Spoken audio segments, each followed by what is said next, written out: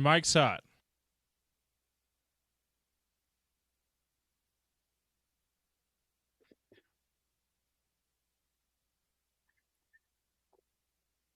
Happy Thursday, everybody. I think it's Thursday in Salt Lake City. I am in Dubai right now, which is crazy. It's late at night, but we're going to do a fun radio show. That's the hope, at least. Welcome to the Sean O'Connell Show on ESPN 700, 92.1 FM, proud part of Utah's ESPN radio network. Gordy Chiesa is going to be in studio, and I'll be talking to him from a distance. And then we'll have Eric Weddle on the show later today, as we typically do on a Thursday. Alonso Sariñana, it looks like, is going to stop by, our producer and good friend, to talk all things baseball, as the Baseball Hall of Fame class has been announced. And there's something wrong with people not selecting Ichiro, but in any case, we're going to get to a lot of different things today. I'm sure a lot of you have traveled across the pond. I don't know how many have traveled to the Middle East. When you do travel to the Middle East, it's a long travel day. And it's wild because it's not like you're able to catch up on the sports for the day. You're on planes for 20 hours to get over here. And so you lose a day of your life. So I've had to try to catch up on what's been going on with the lady running Utes, with the running Utes, see if there's any headlines busted out about Utah football. And obviously it's a slower time of year for things like that, if there is a slow time of year for college football headlines, as we're in the postmortem of a college football season. National championship played just a few days ago. But, the basketball world is spinning. The college basketball world is spinning. And there's just a lot going on in the world of sports. NFL playoffs starting to come to a close. AFC and NFC championships will be right here on ESPN 700 and 92.1 FM. And there's a lot to get to. James Peterson producing back in our Broadway studios today. James, do you miss not being able to see me when you look through that window? I mean, I feel like I need to answer this a certain way because you're officially my boss right now, but I also feel a genuine way about it. I'm gonna stay on the safe side and say yes, I do miss you. No, man, like seriously, it's always fun having you in the building and doing a show with you. At least we get to do the show together with you from afar today. I enjoy that. Scott was great yesterday too, though. I love working with Scott. We'll have Scott again tomorrow, but we got you again today, which is always good. So I'm gonna spend like 3 minutes talking about the fights that are coming up this weekend at some point in the show today, because I'm pretty pumped up to announce the fights that are going to be streaming on HBO on Max, I think is what it's actually called now. Streaming on Max this Saturday. So hopefully people have a chance to tune in and listen to me and watch me doing the MMA thing. It's been a couple of months, and it's been about 6 weeks, and it's always fun to get back in the swing of things and, call some fights, and I get to work alongside some legends and things like that. So looking forward to it, but I'm not going to spend too much time on that on today's show. Real quick, is this the first game on Max as well, or is it only match, I should say, first fight on Max? No, we did some of the Bellator series. Okay. As the Bellator brand is now dead. PFL bought Bellator at the end of 2023 and kind of finished out the Bellator business as we were integrating Bellator fighters onto the PFL roster through 2024. And now Bellator has gone the way of like the Arena Football League. They've gone the way of pride fighting, gone the way of the ABA, where it's been absorbed into something else, right? And the UFL, although I guess we have a UFL back, right? So yeah. So they had a deal with Max, and now PFL has that partnership. Yes. Awesome. So yeah. So it's actually it made me think when that was happening with things over in the fight world. It made me think about the equivalent of what it would look like, sound like, be in the bat and ball sports world? Like, do we have a direct analogy to when, because Bellator was a longstanding, a couple decades worth of some elite level fighting that never caught the same traction as the UFC, but had a pretty large fan base, especially overseas. And there's not a direct analogy to that property going away in like sports, unless I think you do go back to like the ABA. And most people that listen to this show aren't old enough to remember that. So it's an interesting thing in the MMA world. MMA fans, fight fans know about Pride Fighting as well, which was the huge Japanese organization that was very popular and where a lot of the elite fighters in the world were competing before the UFC really made its big run to the prominence it's at now. So yeah, I still work with people who were part of that Bellator brand, and to see something go away that was a once beloved, once proud brand is nostalgic for a lot of people. It's interesting to still be in that world and to see kind of what the bones of it do to, as you integrate them into another organization. But that's probably more of a deep cut in the fight world than people really want to get into on a show like this. But it is interesting though, because we think in our space when we talk about sports radio, it's less about the fight world. So you don't hear as many of those merger kind of stories. So it's interesting to see another one kind of unfolding in front of us. And I think it's cool that you got another big brand like Max that as a streaming partner that you can see PFL fights on. So that's awesome. Yes. So anyway, tune in on Saturday for those. We'll talk very briefly about them at some point on the show today, I'm sure. Reminder to everyone out there, if you haven't taken advantage of the opportunity yet, the ESPN Cash Kickoff is here. January, bringing you extra cash to your bank account. You can hear it every single weekday here on the show, and you're going to have to text in. It's $1,000 to spend however you want. So text BEAUTY to 508-777-1000 for a chance to win. That's BEAUTY to 508-777-1000 for your chance to win $1,000 from ESPN 700 and 92.1 FM. I wanted to come on the show today and talk about, if you go to ESPN.com, and I'm sure that this is a process for a lot of people that listen to the show, a lot of the sports fans out there, you go to ESPN.com and there's a name or two that is always in that little top, the top right-hand corner of your screen, the headlines from every sport. You're on the home page, you're on the landing page. And there's, depending on the time of year, like in the middle of football season, it'll be something Cowboys related. It'll be something, like SEC related. There was a lot of Steve Sarkisian and Texas headlines, things like that going on this year. Right now, as we shift focus as an American sports public to the NBA in earnest, there's a name, James, that has been popping up in that right-hand screen like every single week, and it's for the most unfortunate reason, and it's Jimmy Butler and the problems, the soap opera that continues between him and the Miami Heat. He's been suspended again by the Heat. Exactly. He just got off of a suspension, and then he missed a team flight. They're like, okay, we're sitting you down a couple more games. It's wild. So it got me thinking about, and look, it's unfortunate for the Heat that this is happening right now. It's actually incredibly fortunate for the Utah Jazz that there doesn't seem to be this type of personality in the building. I think you could look at it and say that there's, the antithesis of what's going on in Miami is what's going on in Utah. It's a bunch of guys who are kind of committed to the same goal. It's a far from ideal scenario, but everyone understands the situation and everyone is making the best of it. I don't think the Miami Heat or Jimmy Butler are making the best of that situation. Everybody knows that it's a little bit untenable right now, and it feels like a very, very tense marriage.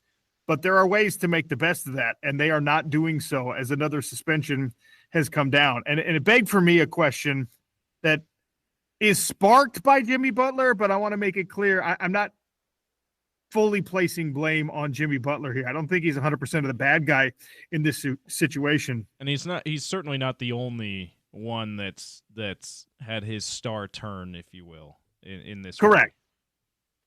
Plenty of other examples too. There's a million examples. So I put the poll question up at Real OC Sports, 877-353-0700. You know, I always love to hear from you.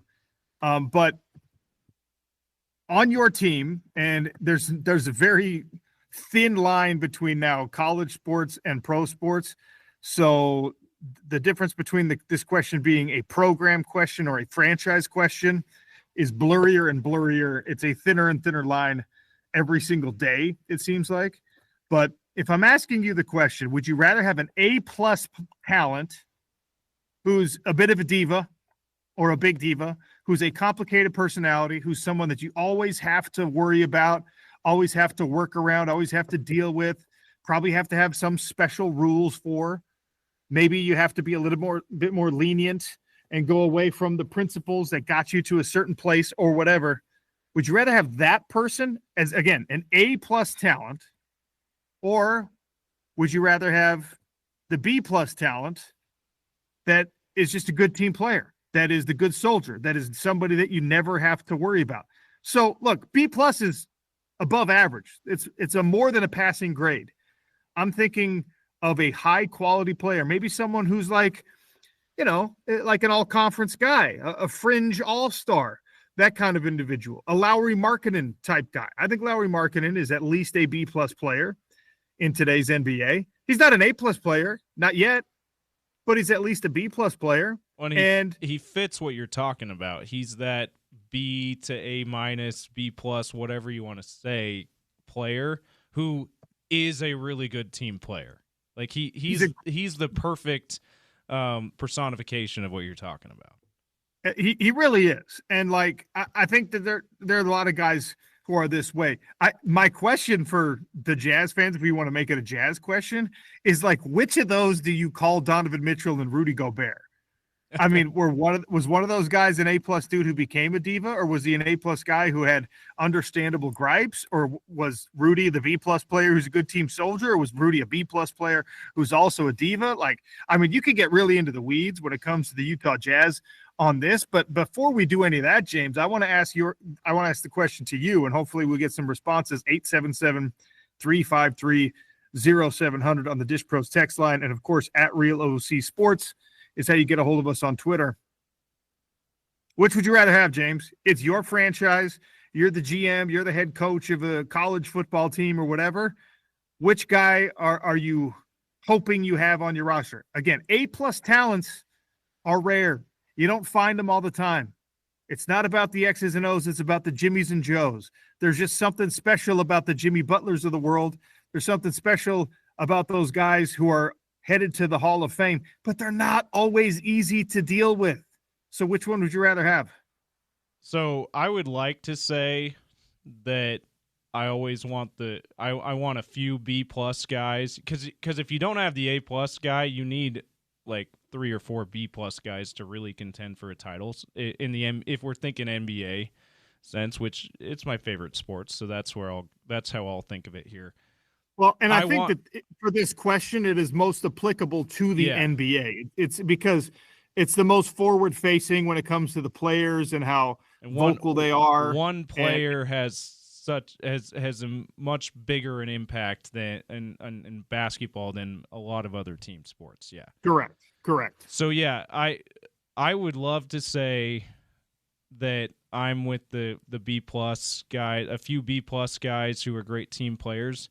But if I'm really being honest, OC, you always want the best talent more than anything. That's what you always want. That's what I always want, is the best talent, and then you figure out the rest. And sometimes that goes really badly. The Brooklyn Nets, the Kyrie Irving era of the Brooklyn Nets, a big example. James Harden on most of his super teams, right? But then for those, you still have the potential of the Miami Heat Big Three. You have the potential of Michael Jordan, Scottie Pippen, and the Chicago Bulls that you don't necessarily have when you have 2, 3, 4 Lauri Markkanen type guys on your team. When you have the Lauri Markkanen type guys, you maybe get to the finals and lose. When you have the Miami Big Three, when you have Jordan's Bulls, when you have the Warriors with their unfair talent level of a few years ago, you win multiple championships. So I would say roll with the best talent. If I'm being completely honest, I'm picking A+. That's a diva, and you deal with the diva part as best you can. And if it only lasts a couple of years, you've got a realistic chance of a couple of championships. I don't think you're wrong. It's hard to push back on that. It honestly is. And right now on the Twitter poll, I'm actually surprised by how dominant the B+ team player answer is. A+ diva or B+, good soldier. Right now, 78% of the votes coming in, people want the B+. And I understand you want a guy when we're talking about teams, especially people's favorite teams in the state of Utah, a lot of times what you're talking about is something that is not built on one individual great talent or even two or three individual great talents. A lot of times the best version of all the teams that we care about have been built on culture, have been built on chemistry, have been built on good coaching and everybody doing their job. But very rarely in the state of Utah have we seen a transcendent player for any one of our teams. I'm talking Utah football. It's incredibly rare for there to be one super transcendent talent. And oftentimes that transcendent talent in football is only a title or a distinction that we give to quarterbacks. And Utah football has had like 4 great quarterbacks in the history of the university. So it's not something that Ute fans are going to rely on, the A+ diva, for the most part.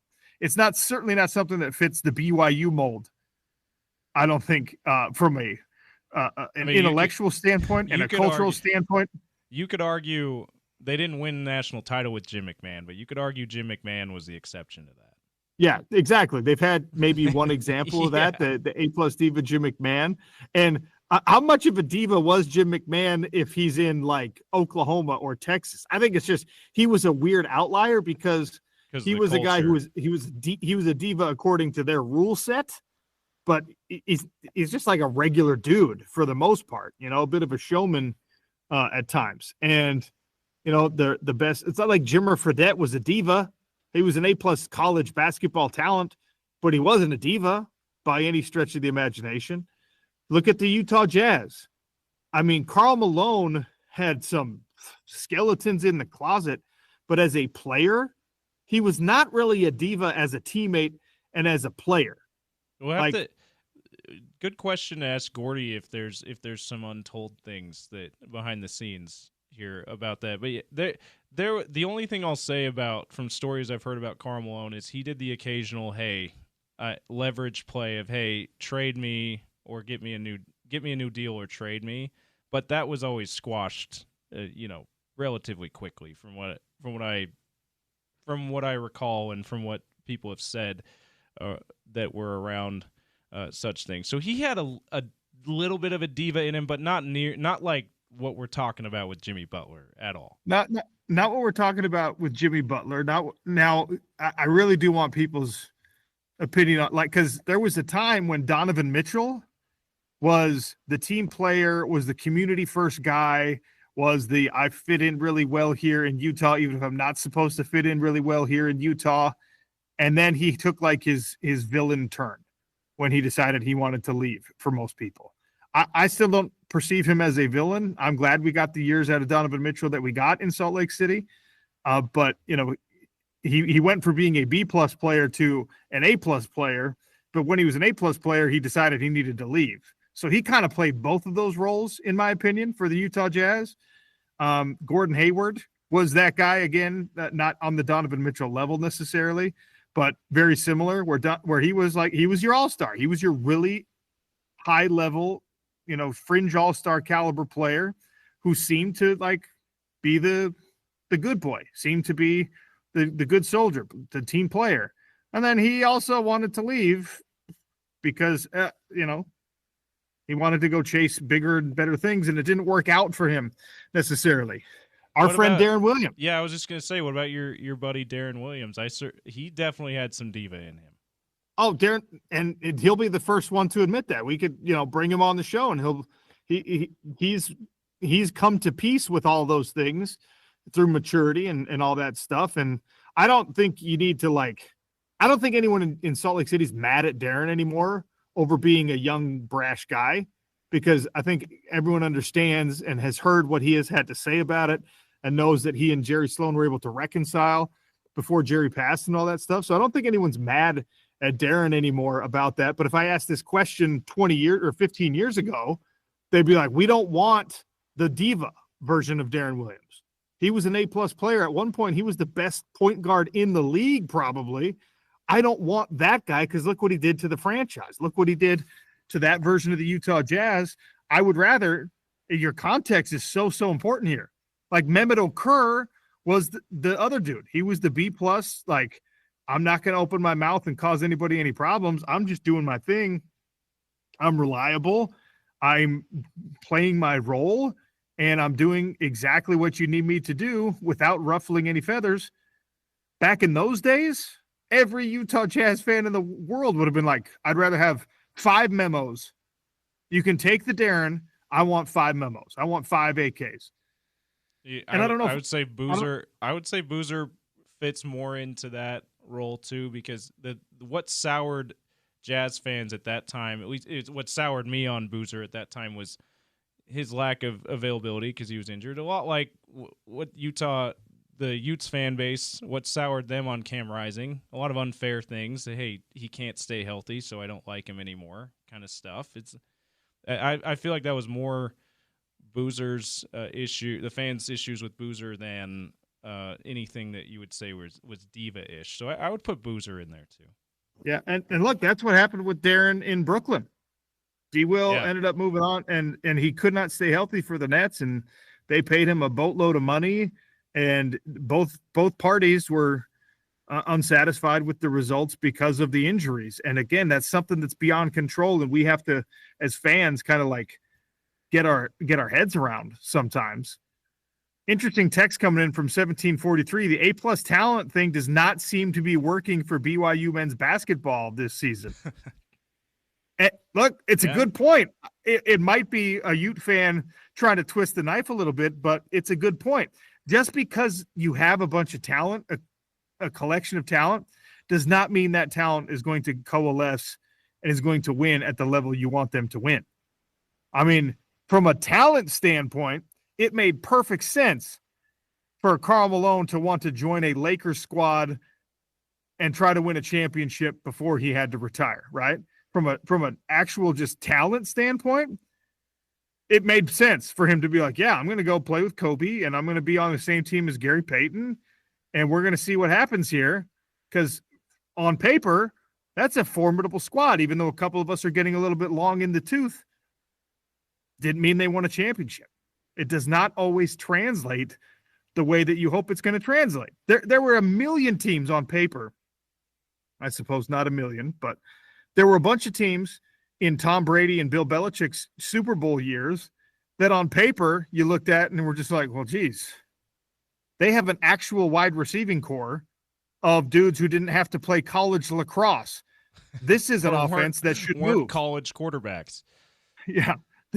This isn't, or we're not like low-level G5 quarterbacks. This is a group of dudes who were excelling in the Big 12 and the Big 10 and the SEC and can run past anybody. Like, that's the offense that I'm worried about, and who ended up winning those Super Bowl years, right? It doesn't always mean like the raw talent, the Ocho Cinco level of ability does not always translate to team success. That 07 Pats team that almost went undefeated, prime example. Like, and they were, one miraculous play from being undefeated. But that's one. It's like, that's probably the best Pats team of all time, maybe one of the best, most talented NFL teams of all time. Certainly that argument, and they didn't win the Super Bowl. Before we take a break and talk to Gordy about it, there's another element to this question that I want to ask you, James, because I think that all of us in our own heads are like, yeah, I enjoy watching athletes who are good team players. I enjoy watching athletes, and I'll create this fantasy in my mind that he is, the guy who talks to everyone in the locker room and is the most popular guy, and everybody loves him because your production on watching that production on the court, on the field, whatever, you're like, love this dude. Who is your favorite player, James, that either during his career or after his career or her career, you learned actually not really the good person I hope that individual was, not really the good teammate I wish that they had been, but still one of my favorite players to watch? I'm gonna take a page out of Gordy's book here and do what the nuns told him to do and think about his answer before he starts talking. Yeah, well, because I'm asking the question, I'm going to let you think about it, and I'm going to get for me, right? I mean, Karl Malone is a guy that the off the court stuff has certainly made me feel differently about him. But when I watched him as a player and everything, all the puff pieces that we used to get about Karl Malone, about being like the hardest working guy in the world in the NBA, I was like, yeah, Karl Malone's the kind of player that you want to root for. Okay. Turns out like he was an A+ player who was kind of a problem. And I still think people don't know how to feel about that. Yeah, in Salt Lake it's City. a great example. And that'd be one of mine as well. But I'll take some time to think about that. Get you a better answer. So Kevin Durant for me, I've loved Kevin Durant since he was in Seattle. Okay. And then my parents were in Oklahoma. So I had they lived there still. And I was like, you know what? Kevin Durant can be my favorite player in the NBA because I don't really have like a super hardcore NBA team. I'm going to follow Durantula. Okay. The Slim Reaper is going to be my guy. Turns out he's kind of a diva. He's kind of a problem. He's a little bit of a complicated personality. He's got burner accounts and he hates fans. And he just Kevin Durant is not an easy guy to coexist with, and he chased the championships with the Warriors. And even though I like that franchise, it's not the best look, but I can't hate Kevin Durant. I watch the dude and I'm just like, gosh, he's so good. And he's always going to have this thing where he never gets to be called the greatest. He never gets to be called the man because he plays his contemporaries are guys like LeBron James and Steph Curry and those individuals. So he's always going to be talked about as a top 5 dude, but he's never going to be talked about as the best guy. Okay, so you win a finals MVP. The caveat with that is you needed to join a different team. You needed to chase a championship in order to make it to the finals to become the MVP. So Kevin Durant in the NBA is the guy that for me, I'm like, that's an A+ player who it turns out if I was running the franchise, I'm not sure I would actually want him on my team. But as a fan, I've always really enjoyed. Yeah, Durant's a good answer too. Yeah, there's so many good examples in the NBA. Our guy, Jeff Schwartz, his favorite player. Oh, is he one of your examples? Jeff Schwartz, was he not that great of a teammate? Jeff Schwartz, problem teammate. No, Jeff, I did a lot of shows with Jeff. One of Jeff's favorite professional athletes of all time is Barry Bonds, right? Yeah, Bonds. Barry Bonds is one of the great, the 5 greatest overall baseball players probably ever. But Barry Bonds is one of the least likable pro athletes we have ever seen. Barry Bonds, because of the steroid use, the performance-enhancing drug use, the whole, you probably didn't need to take that stuff, but you did. And then he got to that point where he was in the San Francisco Giants locker room and wouldn't even let other people be near him. His own teammates he wouldn't talk to. He had his own office in the building, that kind of a thing. The Russell Wilson treatment. That's a dude that if you just watch him on the field, on the diamond, you probably fall in love with him. And then the more you read about him, you're just like, I don't know how much I love this. But also, you can't ignore what he was able to do. The beauty of his game in baseball, you can't just throw it out because you don't like what you've heard about his personality. That's the problematic stuff that I'm talking about that makes it interesting for me. Who's your favorite problematic player? I think I thought of one. Okay. Manny Ramirez. There you go. It took me a while because there's a lot of my favorite teams. There weren't a ton of those really problematic guys, but with the Red Sox, those first couple of titles years, Manny Ramirez. Yeah, he was awesome on the field. Loved him. Even loved the shenanigans.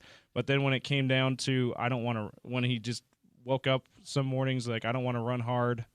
I want to do another trade demand. I want to run myself out of town and head to LA. Like that stuff sucked. Great example. That's what I'm talking about. Text yours in 877-353-0700.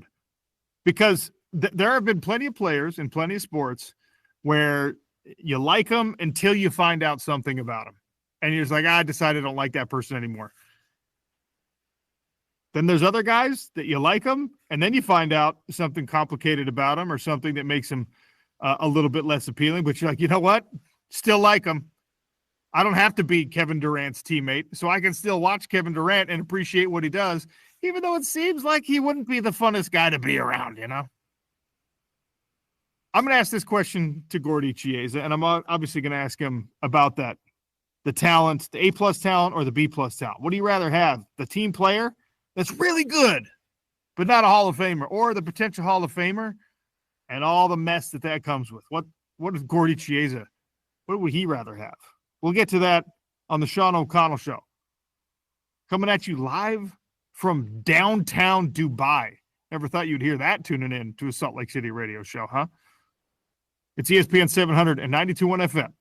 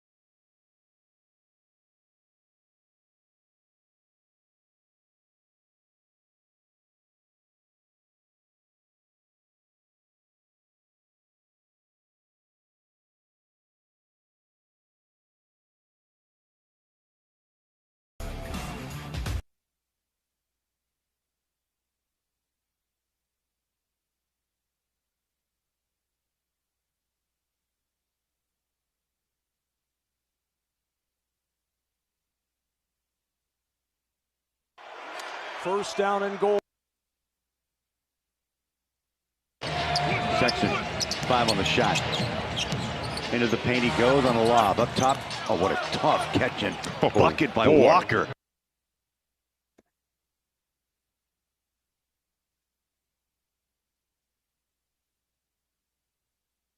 That sound courtesy of our friends at Smith Entertainment Group Media. Craig Bowlerjack, the icon on the call.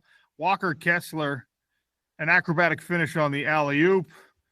But it's 123-114 loss to the top team in the NBA, the Oklahoma City Thunder. Kessler, 17 points, 15 rebounds, including 9 on the offensive end, as Kessler continues to make a case for himself as a rising star in the league.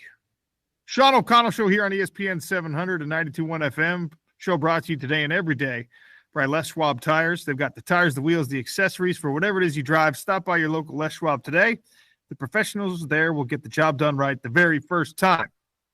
All right, I'm in Dubai, but Gordy Chiesa is in our Broadway studios, and we get to talk to our resident NBA guru now. Gordy, how are you? I am doing well. Thanks, Sean. Gordy, it's so great of you to go in and check on James and make sure that he's all right in the studio. He gets lonely when I'm not there. True. And so I appreciate you checking up on our guy. No, absolutely. I agree 100%. He's very lonely. And speaking of lonely, sometimes you mentioned before about some of the players of different sports that you liked as far as competition, but you found out years later about how sometimes they're different personalities. So I quickly did a list of I didn't coach these guys, but, Sean, that I've heard through reliable sources over the years that these guys a little bit, they were tremendous talents and players, but a little bit different. They are, in any order, James Harden, presently, Joel Embiid, Ben Simmons, Jimmy Butler, front and center, Luka Doncic, and yesteryear, Chris Webber and Rasheed Wallace. Oh, wow. Okay, so I haven't heard that as much about Luka, that he's like kind of a diva, kind of a problem. So it's interesting to hear his name come up, at least for me. And my question that I put out on Twitter was, if you get to pick one or the other, do you want the A-plus talent that is going to be a diva and not always a great team player and might come to you one day if you're in the NBA office and say, I want to be traded. I don't like this anymore. You guys haven't done enough for me, whatever his reasoning is. Or would you rather have, and I use Lauri Markkanen as an example because everything we know about Lauri Markkanen is he's got a very high ceiling, not an A-plus ceiling, I don't think, but B-plus certainly, A- certainly, all-star caliber certainly, and everything we know about the guy is he does it the right way. He's easy to work with. He's a franchise building block, and he's probably never going to walk in and be like, you guys suck. Get me out of here. I don't want to be here anymore. Maybe he will, but it doesn't seem like that's, how his cloth is cut. So you got to choose one or the other, Gordy. The A-plus guy who you know is going to be a headache, or the B-plus guy who doesn't have quite as high of a ceiling, but is easy to work with. Which do you take? I'm taking the talent. However, with that said, you're allowed to have one outlier as far as a wild card talent that doesn't fit in because suddenly he's by himself. So what he does on the court or the football field or the baseball diamond supersedes any of his other things that you dislike. In the professional sports, within reason, talent prevails. Now, however, chemistry is a factor so that you can't have more than one guy with an unbelievable talent level that's like that. And that's I would lean towards having talent. All right. See, that's always fascinating because intuitively, my mind wants to say, well, Gordy Chiesa, this old school guy who's so easy to work with, so easy to get along with himself, who's been around all these personalities, like he knows. Gordy Chiesa knows what it takes. And he's not going to want somebody that ruffles the feathers, but every coach will tell you that it's about talent, it's about ability. And so I'm simultaneously surprised and not surprised to hear you say, like, give me that guy. I will deal with the headache, but I want the upside. Yeah, very much. So your job as a coach in professional sports is to coexist with the star player. You've got to be able to relate to him. You might not agree with his value system, and he might sometimes make you very extremely angry. But what he does, though, is that most times he's a difference maker, especially in a playoff game. And that's the big picture. So that you've got to understand that. And most successful coaches, they're able to deal with problem players. They get them through the game, through the season, then they keep on reassessing. Now, however, someone like Jimmy Butler at age 35 is that his skills are not the same. In other words, they're slightly declining. He's not going to admit it, but just objectively, it is. And so he needs a change of scenery. And if the Phoenix Suns do make that trade, Sean, with the Miami Heat, he's getting a 6 months, almost like a do-over to show that he's not as bad as people think he is. We're going to find out. If you're the Suns right now, you have a shorter window. You're trying to win right now versus down the road 4 years. Can a tiger change its stripes for, like, if Jimmy Butler, and I don't know, I genuinely don't know if he really is kind of a problem, if he really is kind of a diva, or he's been pushed to this point by a situation in Miami. I know which way I lean, but if he really is a guy who's hard to work with, can he fake it for the entirety of the remaining NBA season to convince whoever the trade partner is, likely Phoenix, to convince that team, like, hey, this was a good move? Yes, but he's not really faking it. They know it already. These are smart people. They're willing to accept the things that he doesn't do well as far as off the court. They're willing to understand that, and that because of what he does for them. In other words, if they make that trade, Bradley Beal is also a somewhat diva. He's a finesse diva that has to have the ball. But Durant is still a dominant factor, and Devin Booker is top of his game. So Jimmy Butler, Sean, is a guy that he can score 19 to 23 in a playoff game without the ball. Run the floor, stick back, broken plays, timely jump shots. He doesn't have to have the ball to be effective. And so believe it or not, it's a better fit on the floor. Now, off the court, it's a 6-month deal. Now, the problem is going to be is his next contract, where he makes $52.8 million next year. It's a player option. And so that when if they make the trade, his agent's going to really absolutely adamant about that if we come here, meaning my client, that you're going to re-sign him for X amount of years at this number. So that's when it's going to get interesting. They would make that trade if they think they can't do that, and they're willing to put up with him. So it's fascinating. And Sean, the trading deadline's really right down the corner right now. It's on Thursday, February 6th. Let's see what the Jazz do as far as some of their young veterans. And speaking of the Jazz, last night, Sean, I know you're in a foreign country, but it was what a performance against the Jazz by Shai Gilgeous-Alexander. He was absolutely spectacular. I call him basically a headache driver, stampede finisher, and a dazzling scorer. 54 is a hell of a thing. Career high so far for SGA. Maybe he'll get more than that at some point. Maybe not. 50 plus is really, really tough in the NBA. And honestly, Gordy, I'm okay with the Jazz giving this up to somebody like SGA. The thing that frustrates me about the Utah Jazz franchise, and it's been this way, multiple iterations, multiple rosters, multiple different coaches, it drives me nuts that it seems like every year or every other year, some fringe guy, some guy that has never had a 30-point night has his career best night against the Utah Jazz. If it's SGA, who's got a pretty strong case for NBA MVP this year, if it's him going off, I'll accept it. If it's one of these random guys, like a Chandler Parsons having his best career night ever against the Jazz, which we've seen in the past, that's what gets me mad about this franchise. So I weirdly am okay with SGA being the one to do it. Well said. You're exactly right. So which means that you're describing basically the Jazz perimeter defense.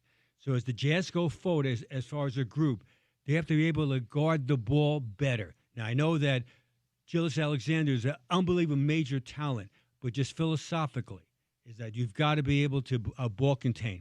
Speaking of Shai Gilgeous-Alexander, Sean, I have him as the MVP this year with Nikola Jokic, number 2, Donovan Mitchell, number 3, Jason Tatum, number 4, and Giannis, number 5. That's as we right now, almost at the halfway point, so slightly past it as far as MVPs. And so you were talking a guy scoring 54 points last night against the Jazz who was first team All NBA last year, and I'm saying that he's going to be MVP of the league this year. It doesn't get a lot easier schedule-wise for the Utah Jazz. OKC number 1 in the West. Memphis is the number 3 team in the West, and that's what's next. What are you looking for against the Memphis Grizzlies? Well, the first thing, Sean, we always talk about, you and I in the on the air, about the OKC Thunder is really the model franchise as far as what the Jazz are trying to attempt to eliminate as far as building through the draft. But vastly underrated, Sean, is the Memphis Grizzlies, the next Jazz opponent, because they drafted number 2, John Morant. They drafted Desmond Bane, a home run, at number 30. They drafted Gigi Jackson at number 45. They drafted Santi Aldama at 27. They drafted Jaren Jackson at number 4. They drafted last year Zach Edey at number 9. They drafted possibly the Rookie of the Year, Sean, this guy named Jalen Wells from Washington State at number 39 last year. And so they've had an unbelievable draft picks, and this is why they're the 3rd seed. I'm looking for, very simply, on Saturday night's game, is that the Jazz have to do a better job of ball containment. So they go from Shai Gilgeous-Alexander now to John Morant, who has the exact same level of game as far as driving ability, acrobatic finisher, and then in Jaren Jackson, they have a big guy that can play outside and make 3-point shots and can rebound.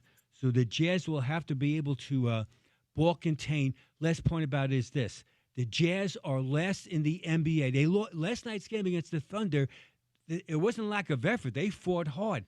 They had 27 turnovers last night. It's almost impossible to win any game, especially on the road, with that many turnovers. So Saturday night's game, the Jazz are number 30, the most committed turnovers, but ironically, the Memphis Grizzlies are the 29th most committed turnovers. So both teams have a high volume of missed decisions in the game. So the question will be who can play better defense and who have less turnovers. Gordy Chiesa for another minute or two here talking NBA basketball on the Sean O'Connell Show, ESPN 700 and 92.1 FM. Curious if you saw this story on ESPN, Draymond Green talking about still the situation with Jordan Poole. Jordan Poole went back to the Chase Center where the Warriors play and got a little pop from the crowd. People like him. And he went to social media and said, hey, I like most of the guys over there. Obviously excluding Draymond Green from I love most of the guys over there at Golden State. And so Draymond felt like he needed to say something, and then he expounded on saying, I'm sorry, to say, all right, now let's move on. It feels like, to me, Draymond is very rarely the good guy in my mind. I'm not trying to make him out to be the good guy, but 3 years is plenty of time. On his own show, he said, okay, let's stop talking about it. Let's move on. It was 3 years ago. Is it time for that water to go all the way under the bridge? Yeah, very much. Absolutely. So Sean's talking about Jordan Poole. We had this massive fight that was brewing, I'm sure, before it actually happened. And they got into it in practice, and it was ugly as far as the team situation. They traded Jordan Poole, who's a wild card scorer, to the Washington Wizards. This is Poole's 6th year with the Wizards. So Draymond's saying, let's move on from this. He says, as a matter of fact, here's the quote, let's move on this, bro, to Jordan Poole. Poole still has resentment because he feels that maybe if Draymond wasn't so influential to the front office at that moment 3 years ago, I still might have been there in Golden State. So that's what part of Sean of it. It's for both teams and both players time to move on. All right, Gordy, what's on your list today? All right, Sean, my list today is the most career leaders in 50-point-plus games. So the career leaders, so as last night, Shai got 54 against the Jazz, this is the top 10 of all time. This is amazing as far as some of these names. Top 10 50-point scorers of a game. Number 10, Allen Iverson did it 11 times, 50 points or more. Number 9, he plays for the Golden State Warriors. Stephen Curry has done it 13 times, 50 points in a game. Number 7, tied, Rick Barry did it 14 times, and LeBron James of the Lakers has also done it 14 times. Tied for 6th place all time. The pride of Oakland, California, and Weber State, Dame Lillard, did it 15 times, and also 15 times is also Elgin Baylor. All right, number 4, James Harden did it 23 times, 50 points or more. Number 3, Kobe Bryant did it 25 times, 50 points or more. Number 2, Michael Jordan scored 50 points or more 31 times in a game. And the number 1 player of all time to score 50 points in an NBA game is Wilt Chamberlain. He did it 118 times, which is 87 more than the second place of Michael Jordan. Sean, 118 times Wilt Chamberlain scored 50 points or more. All right, besides Wilt Chamberlain, what about in jazz basketball? The leaders are Adrian Dantley did it 6 times, 50 points or more, and Karl Malone did it 4 times. One time, Donovan Mitchell scored 57 points in a playoff game. That was back in 2020 in the bubble when he put 57 markers against the Denver Nuggets, unfortunately, in a Jazz loss. So, Sean, Wilt Chamberlain did it 118 times. It's unbelievable. So dominant, especially in his era. All right, last thing before I let you go. The Runnin' Utes had a really embarrassing loss to Houston, a top 10 ranked Houston team. What is the best way to handle a humiliating loss where you only put up 36 points? Do you go back, you watch the film, you do what you got to do, you eat that sandwich and you learn? Do you just throw it away and move on and say that was a terrible night? What do you do? Yeah, if I was recommending to Kyle, what I would do is very simple, is not show it to the team. Because it's such a negative performance. Burn the film. Don't show it to the team. Move on and get ready for the next game. Also, really coach your team up. So right now they're wounded, that they don't believe in themselves. So what you've got to do is forget about the game. It's painful, but coach your team up and get them ready to, one, their own offense and defense, and in preparation for the next game. It's done with. You can't do anything about it. It was painful. Don't make it fatal. We'll expound on that a little bit in the hot lunch coming up. That's one of the poll questions at Real OC Sports today as well. That is Gordy Chiesa, my friend, our resident NBA expert. Gordy, it's always a great pleasure. Thanks for your time. Thanks, Sean. Travel safe. Peace out. Gordy Chiesa, and yes, the hot lunch is coming. What is the best way? And whatever your favorite sport is, of course, I am referencing, unfortunately, the Runnin' Utes loss to a very good Houston team, but good enough to double up on you? Oof. How do you handle it? We'll talk about that in the hot lunch on the Sean O'Connell Show, ESPN 700, 92.1 FM.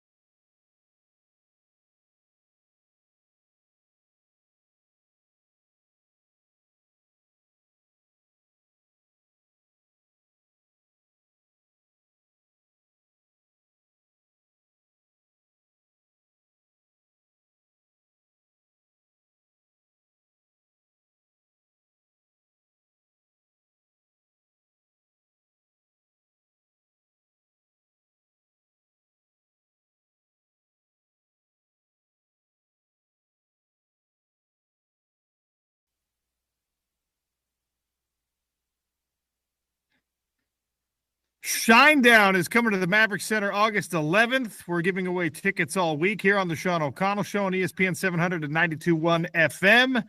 Make sure you stay tuned 1:45-ish for topical trivia for your chance to win. Tickets do go on sale Friday, ESPN700sports.com for more details. Look, I know I said we'd talk more about the how do you get rid of a bad loss, but Eric Weddle, his schedule changed a little bit today, which means we're going to have him in 3 minutes instead. I want to maximize the time we get with Weddle. He's got some meetings today, so we're going to take another quick break here. We're coming back with the Utah football legend and NFL monster, Eric Weddle, in 3 minutes on the Sean O'Connell Show. Be right back on ESPN 700 and 92.1 FM.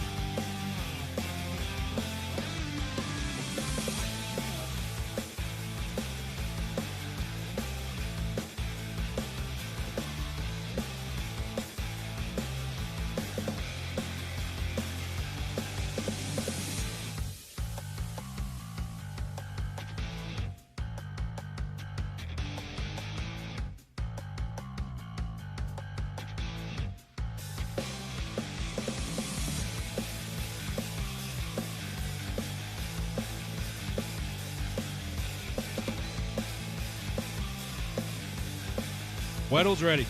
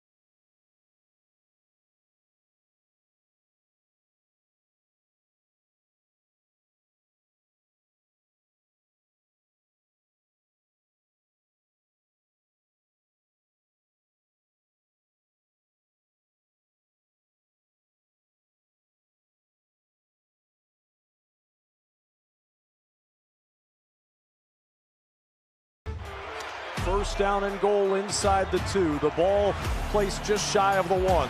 3 receivers left. The running back is Jeremy McNichols to the right of Jaden Daniels, who gets the shotgun snap, hands it to McNichols, tries to cut it left, powers his way toward the goal line, reaching the football out for a Commanders touchdown. The Washington Commanders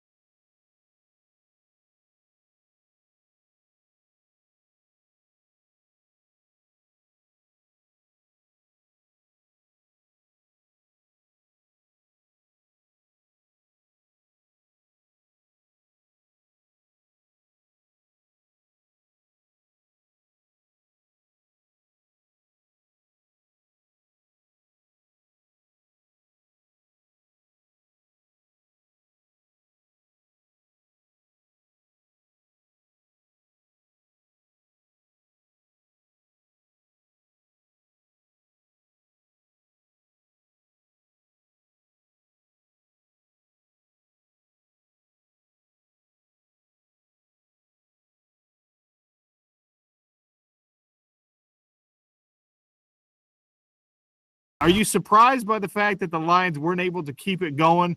The Commanders pulled off the upset and are off to an NFC Championship game. Your reaction to that one?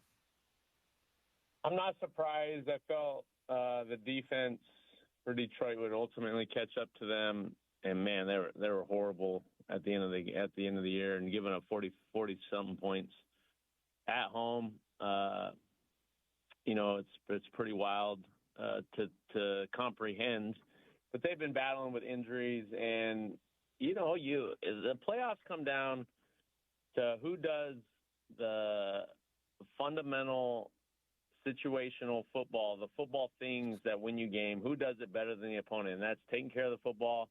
That's being high percentage in the red zone, getting touchdowns on field goals, and converting third downs. And you look at both, all the divisional round games. The better teams lost games, which were the Rams and Ravens, but they turned the ball over and didn't convert third downs and didn't make the routine plays that you need to make in the playoffs. And then on the flip side, with the Lions, it was inevitable. I never thought they would advance, and Washington is just that hot team right now. And I think they're going to beat. I think they're going to beat the Eagles because I don't think the Eagles are very good. Rams should have beat them, and we'll see what happens.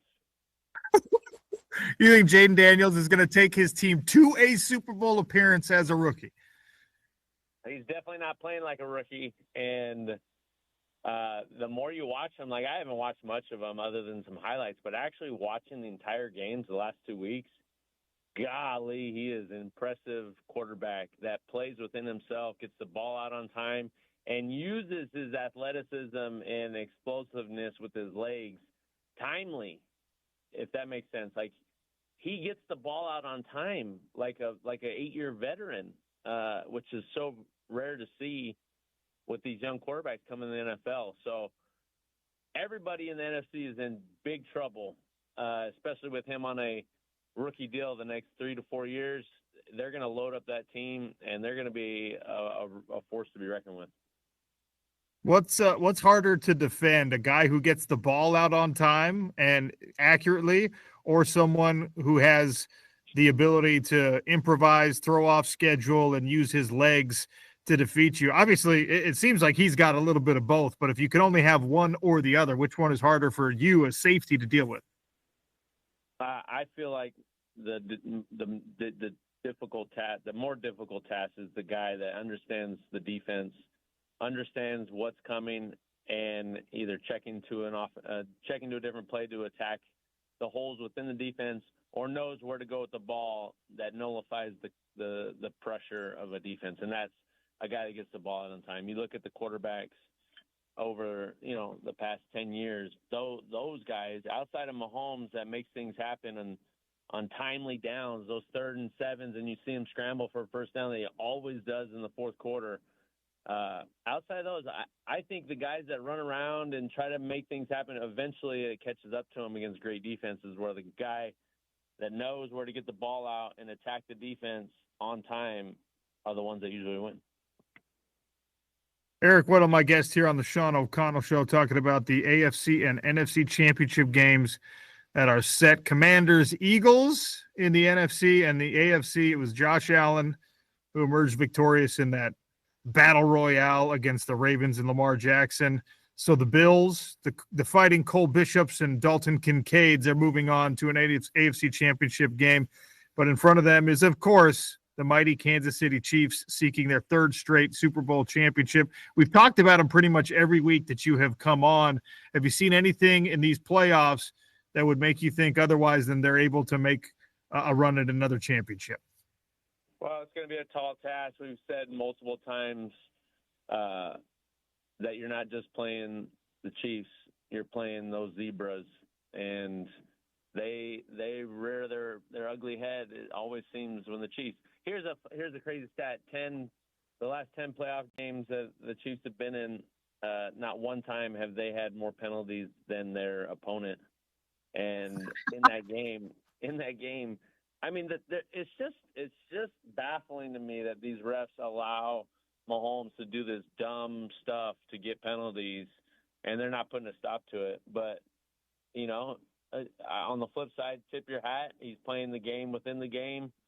I just don't think they're very good in the grand scheme of things, and I think it'll eventually catch up. The only way I don't is if they play sound, they don't turn the ball over, and they rely on their defense to win the game, which they've been doing all season. I don't think they're really dynamic offensively. I don't think Mahomes has been very good this year, like he has been in the past, and they're coming up against a team, the Bills team, that maybe it's their year, maybe it's destiny, maybe it's the time that Josh Allen gets over the hump and finally beats them, or they've been close over the last 5 years. So I'm hoping the Bills. I don't want to see the Chiefs, but I also wouldn't mind seeing a three-peat and seeing history.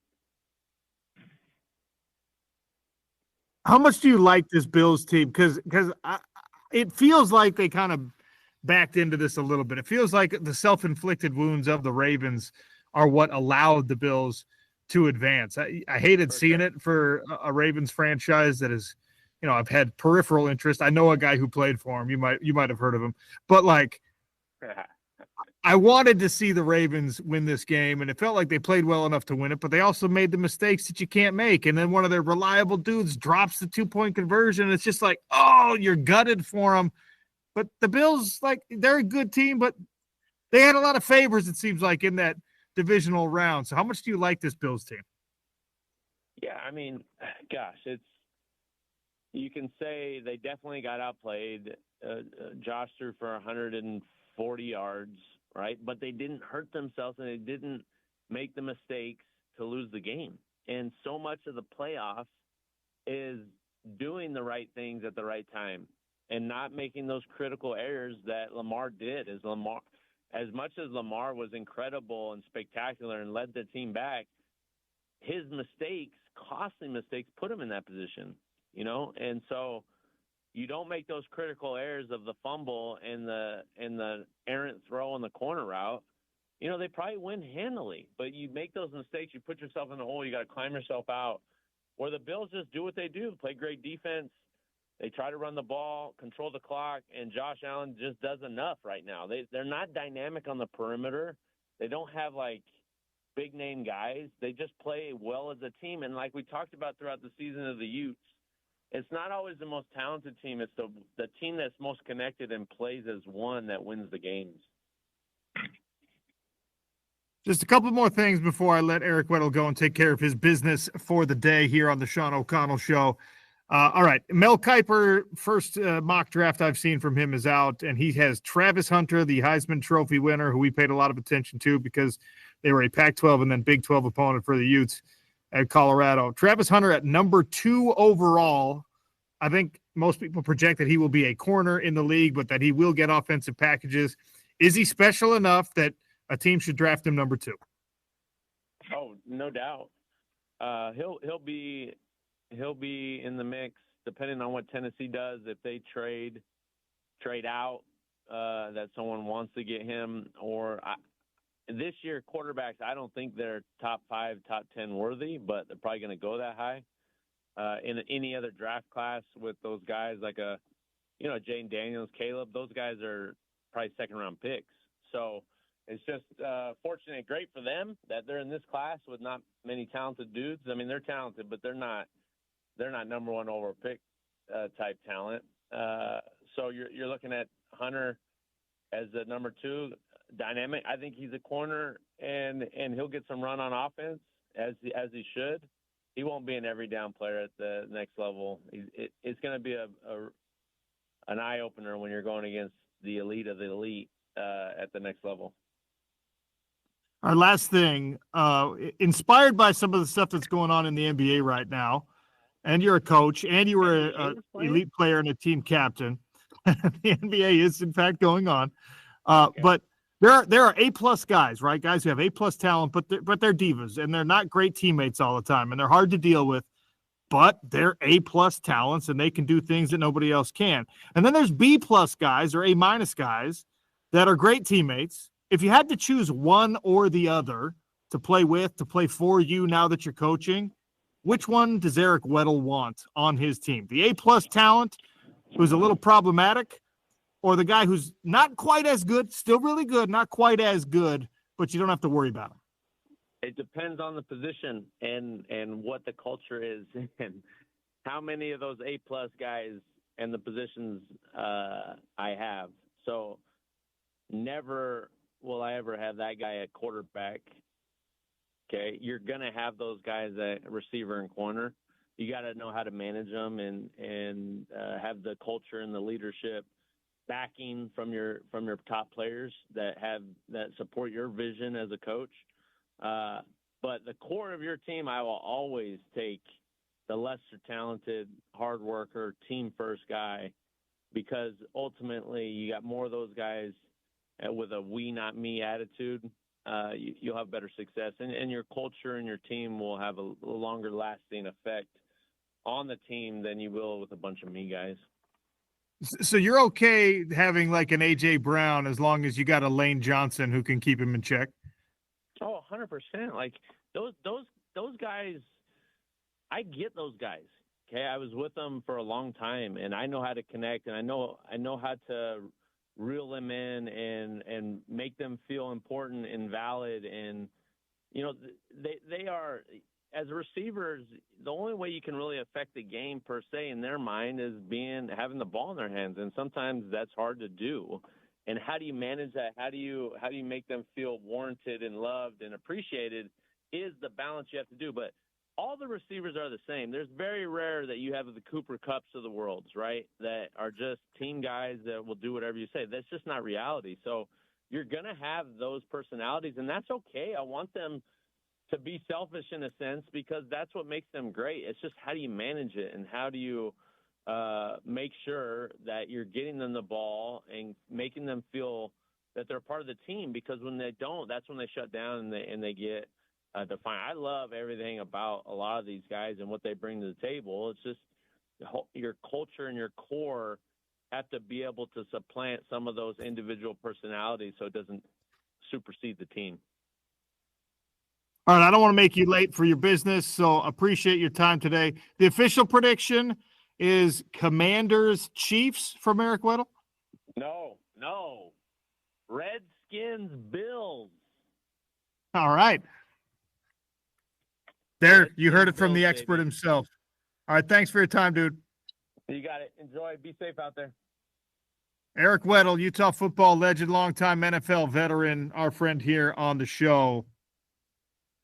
Jaden Daniels taking a team, a franchise that was hapless and hopeless and a laughing stock for years and years and years, to a Super Bowl, even appearance. Doesn't have to be a win, but a Super Bowl appearance as a rookie, that would be bananas. And look, if it is him versus the Bills, him versus Josh Allen, and Josh Allen, who's been kind of waiting his turn and everyone's been hoping that he can finally break through, if it's the rookie on the opposite side of things that somehow finds a way to beat Josh Allen, think of how much Jaden Daniels and emergence and him being a bargain for the Commanders for the next few years, as Eric Weddle was just saying, how much that can change the landscape of the NFC and the power structure in the NFL at large. If all of a sudden you're one of these young quarterbacks, a Joe Burrow, a Lamar Jackson, a Josh Allen, and there's another Patrick Mahomes standing in front of your success, imagine how horrible that feels if Jaden Daniels grows into that way ahead of schedule, and maybe you never get your turn if you're one of those guys. Oh, my goodness. I cannot imagine the frustration of those fan bases, those front offices, and certainly of those players. But we'll have to see exactly how it plays out. Weddle likes Washington to advance over the Philadelphia Eagles. Again, we will have the NFC and AFC championship games right here this coming Sunday on Utah's #1 sports talk, ESPN 700 and 92.1 FM. Great place to watch those games. 1717 South Main Street. My friends over at Big Willie's, they're doing a big Utah Hockey Club watch party tomorrow. 6 o'clock the party starts. 7 o'clock the puck drops. It's Utah versus Winnipeg again, and the Jets are going to be coming for revenge after what for them was a really rough loss at the Delta Center the other night. Incredible food menu over there at Big Willie's. They've got great drink specials that are running all day, not just during the party, but all day. They're giving away a ton of swag. Tell them OC sent you. 1717 South Main Street. Recently voted the #1 sports bar in Salt Lake by City Weekly. So don't take my word for it. Get down there, grab some of the delicious food. Tell Patrick and everyone that I'm the one who sent you in, and maybe he'll give you, I don't know, a pat on the back or something. You probably won't get a discount just because you know me. Big Willie's, 1717 South State Street, the #1 sports bar in Salt Lake City. They've got everything. Utah Hockey Club. They will have the NFC and AFC championship games coming up on Sunday. All the Utah Hockey Club games. They do the UFC pay-per-views. They will be streaming the PFL fights that I'm calling on Saturday night. Just tell them you want them to turn it on.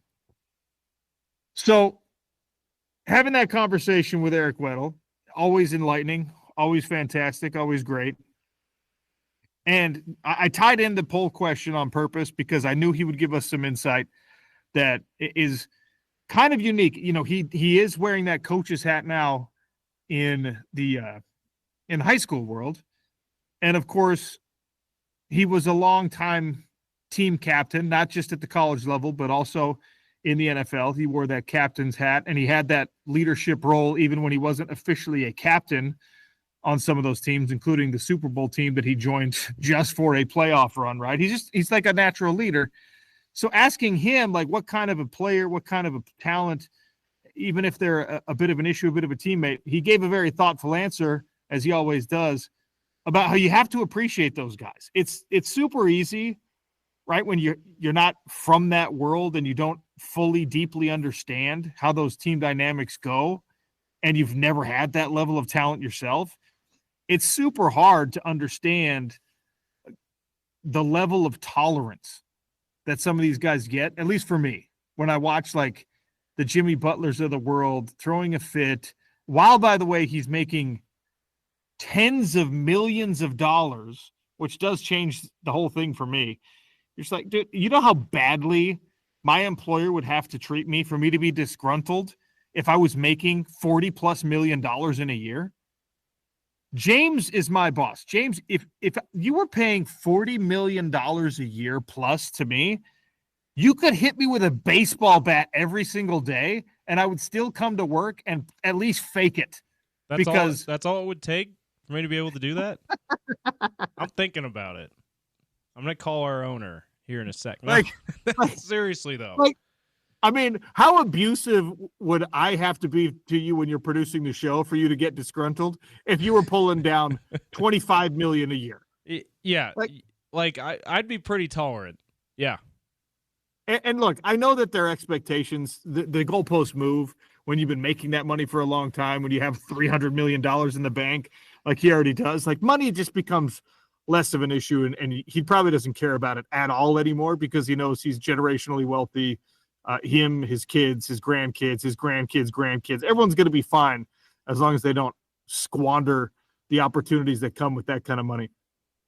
But like, Eric just talked about the idea that, like, hey, you got to understand where they're coming from. Even these dudes that are sitting there throwing their fit and reading their book on the sideline, you have to understand where they're coming from. And he appreciates those guys. And when he says it, he's not going to say it if he doesn't mean it.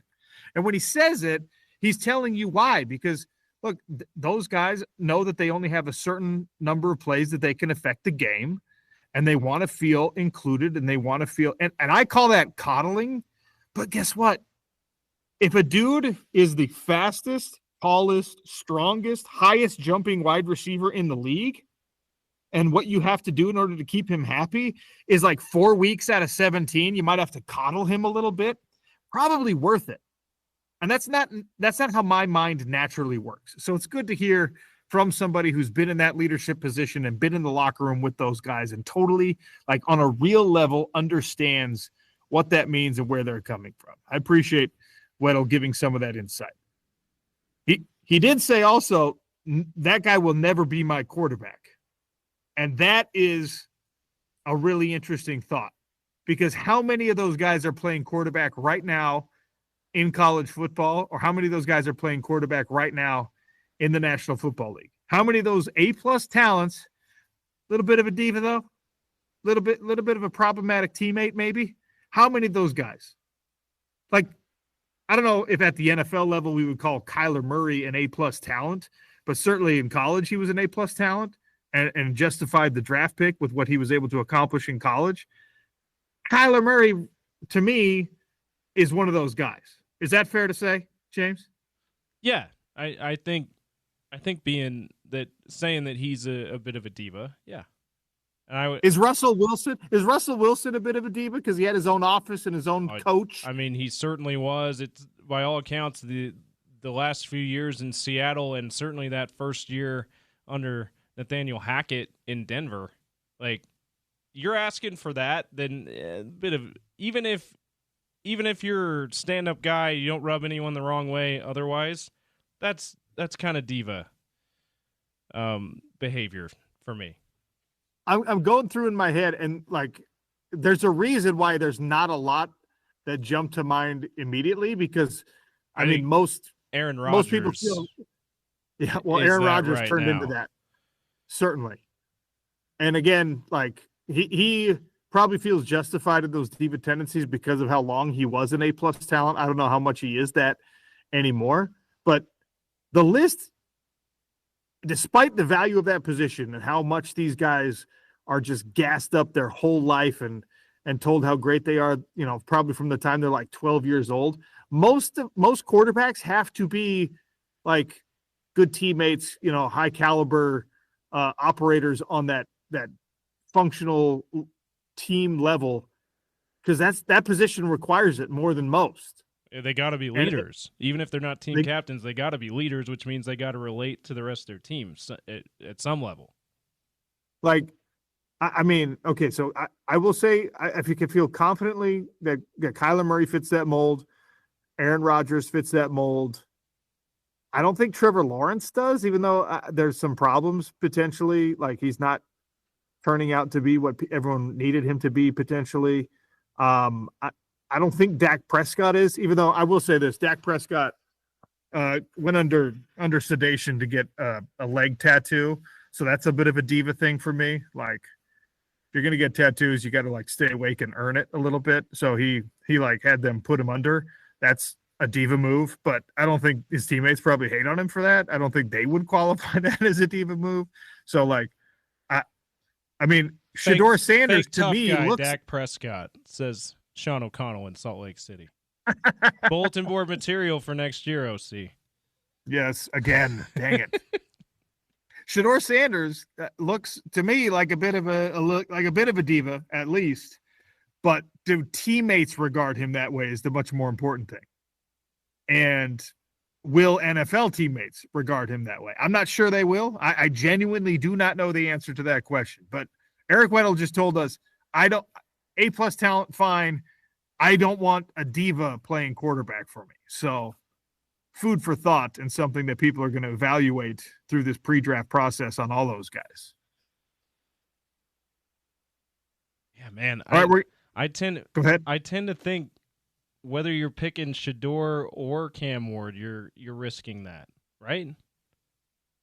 Cam less than Shedeur, but I feel like that's a risk you're taking with either one of these guys who probably go number one. Well, I think that is more and more risky with this new generation of college player, because there was, I mean, even like the Caleb Williams one transfer kind of thing was understandable. He followed his coach, to a new place. Cam Ward, I like Cam Ward. I have no reason to think there's anything wrong with Cam Ward, but like Cam Ward, he was always looking over the fence at least a little bit. When he was at Incarnate Word, he knew he was a better player than that, and he wanted to go somewhere bigger. And then he got a chance to go somewhere bigger at Washington State, and he still had his eyes on the horizon. Like, okay, this is great for me, but I know I could be better than this too. I think that's a good thing from a competitive standpoint. I don't know if that's a good thing from hey, when I draft you to be my NFL quarterback, I don't want you keeping one eye on the next job or the better situation.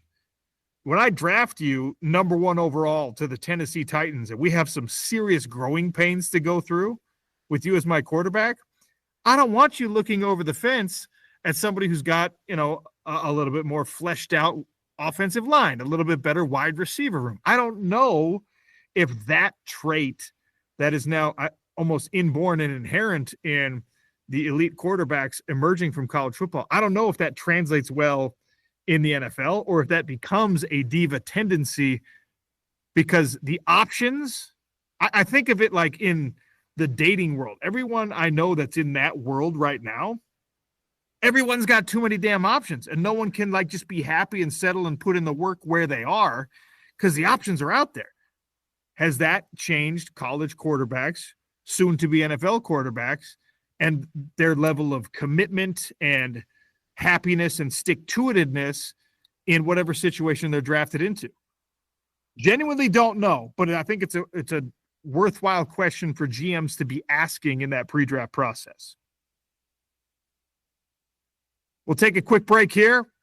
I want to talk more about that pre-draft process. Mel Kiper we're going to have 50 of these lists, the mock drafts coming out. I asked Eric Weddle about Travis Hunter's spot. I'm going to go through a couple more of those top 10 picks.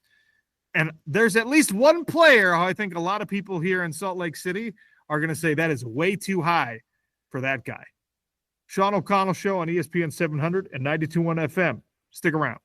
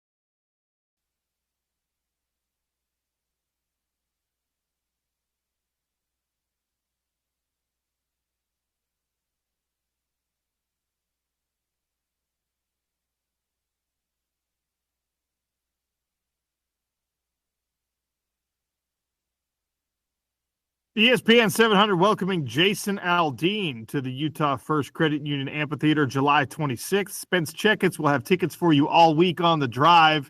You can find details at ESPN700sports.com. In our next segment, James Peterson is going to give you two very important updates.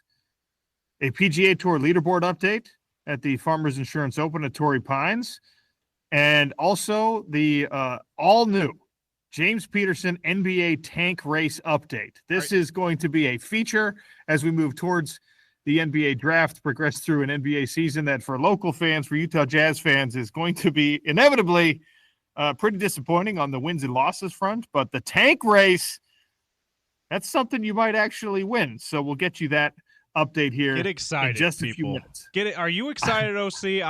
I'm excited for this. James, I genuinely am pretty excited about it. I don't know if that's a good or a bad thing, if that indicates the level of radio that I'm doing on the show where the tank race might be the most exciting thing we talk about today.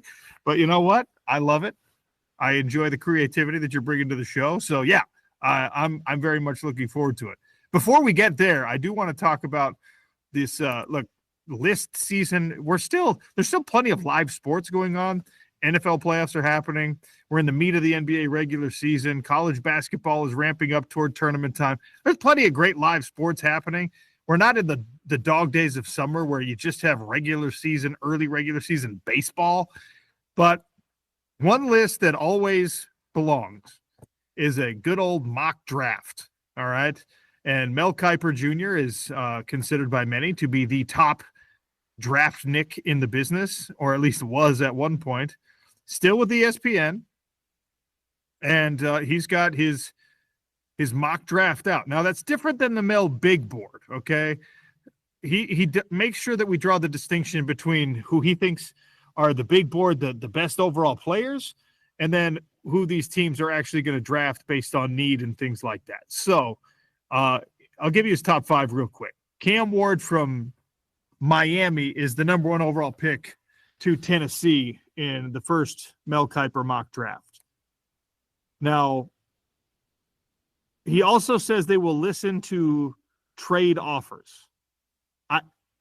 Tennessee needs something. I don't know why you would be willing to trade this pick unless you are of the same opinion that a lot of people are, that Eric Weddle was, who we just talked to in our last segment, that says, look, if this were a different draft class, if this were last year's draft class, these guys would not, like the Cam Wards and other elite quarterbacks, would not be first-round draft picks. You have to have a pretty strong opinion of that, though, to want to trade out of the number one spot, James. Yeah, absolutely. And, I mean, maybe they think Travis Hunter, like you said, is worth taking the number one pick on. But I got to wonder, if you don't want a quarterback, and you know so many teams need a quarterback and will always draft a quarterback number one, they'll take either Cam Ward or Shedeur Sanders, Raiders being one of those teams, for example. When you know that's the case, and you know that hardly any other team's going to take Travis Hunter one, why not get some draft capital, steal some draft capital from a team like the Raiders or the Jets, and just trade back enough that you're like, we can get Travis here, and we can get 3 or 5 more draft picks. They might do it because I don't believe there's going to be a consensus opinion on who the number one quarterback in this draft is. And even after everyone figures out who the number one quarterback in the draft is, I don't think there's going to be a consensus opinion from everyone on how much that guy is truly deserving of a number one overall pick. So the first mock from Mel Kiper, Cam Ward to the Tennessee Titans, and then he's got Travis Hunter going number 2 to the Cleveland Browns. I don't want to see this for Travis Hunter. I've become a massive Travis Hunter fan over these last few seasons. We've had a chance to cover him and interview him a couple of times. And just watching him, I was very public about it. I think he was very deserving of the Heisman Trophy. I think he's truly a unique talent. The wake-up call that a lot of people think he will experience at the NFL level, I'm sure is coming from a volume standpoint, but I don't think from a talent standpoint. I think he's going to be able to beat NFL defensive backs to make catches, and I think he's going to stop NFL wide receivers from catching the ball. I think more emphasis will be put on his cornerback skills, but I just think that this is a guy who's, I mean, the sky's the limit for him, and he puts in all the necessary work. I don't want to see him end up with the Cleveland Browns. I know that's where quarterback careers go to die, but there's been plenty of great corners as well, and even some really good wide receivers that just never get out of that. It might not be hell for those positions, but it is purgatory at the very best. I'd like to see Travis Hunter end up with a more functional franchise, but that's where the Browns are drafting, and I wouldn't be surprised to see them take him. I wonder if, I mean, I know that they're stuck with Deshaun Watson's contract for the next little bit here. I know they restructured and made it a lot more palatable for them financially, but they're still stuck with him for the next couple of years here.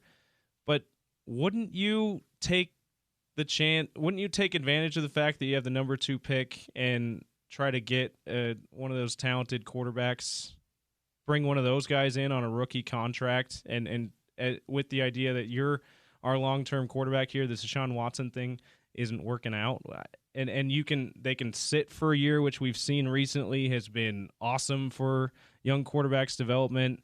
Like I would, even though Travis Hunter, I believe, is the best talent in the draft, I just feel like with what you said, the only way that Cleveland's going to get out of this franchise-long funk of not winning, particularly the modern era of the Cleveland Browns, like the only way to do that is if you get that young quarterback on a rookie contract that's awesome, and whichever one out of Cam Ward or Shedeur Sanders, like they're not as good as some of the top quarterbacks we saw before, but they still could be awesome. I think that's the way you go. You already have a ton of talent on defense, right? Yeah, you're right, and you're also right about the fact that like the tailspin that you've been in for however long, it's quarterbacks that are going to pull you out. Now, you shouldn't have given a quarterback with some weird personal issues a fully guaranteed contract. So maybe you've doomed yourself to 5 more years of this mess with that poor decision in the first place. You also got everyone in the NFL really, really mad at you, and that's going to potentially harm Cleveland's ability to make viable trades and things like that, because especially in your own division, I mean, people are bothered at the Browns for almost setting a new market and setting a new precedent with quarterbacks, because if it had worked out for Deshaun Watson, if he had not had this mess of a personal life and he was playing better on the field and his fully guaranteed contract didn't look like the worst move in NFL contract history, then every other quarterback who was in that position, the franchise level quarterbacks, would have been saying to their agents, go tell whatever team wants me that that's what I need from them. He almost reset the market completely, almost reset the whole financial outlook of these NFL franchises completely.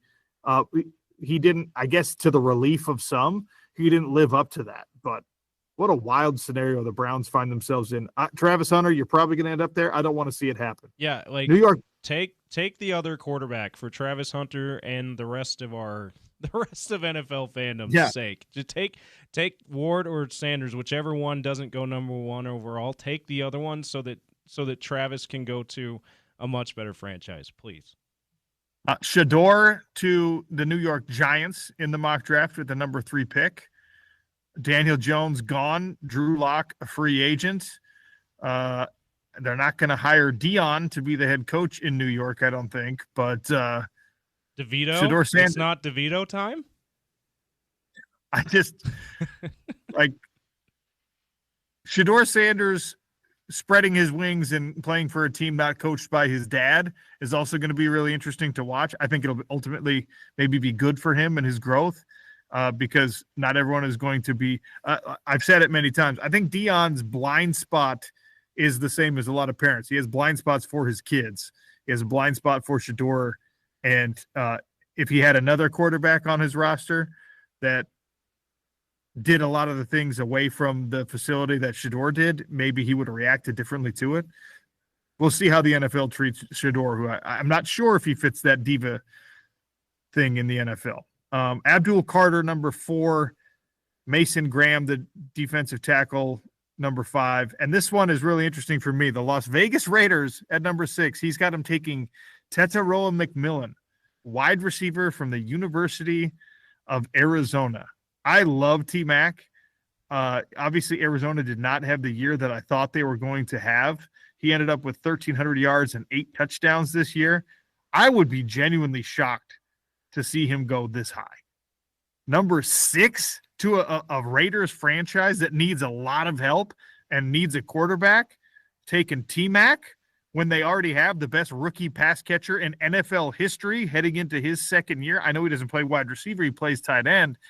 But I don't know that this would be the move I would make if I were the Las Vegas Raiders, even though I personally have a great affinity for T-Mac.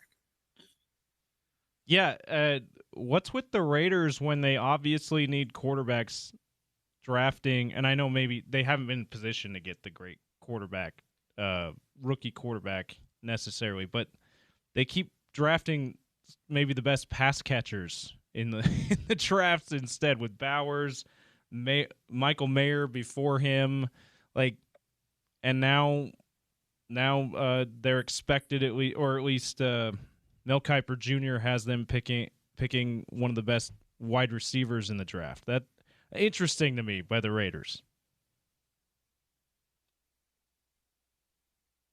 Well, Mel is wrong a lot more often than he's right. Yeah, he could be wrong. That's one where if I were making my own mock, I would probably tell Mel this is incorrect. And there's bulletin board for Mel. All right, bring that to Mel Kiper, James. Sean O'Connell show doesn't think you got this one right. Man. Sean O'Connell in Salt Lake City said that I'm wrong a lot. How dare he? I actually would. I'm going to pick I'm going to put the worst player in the draft going to San Francisco just out of spite.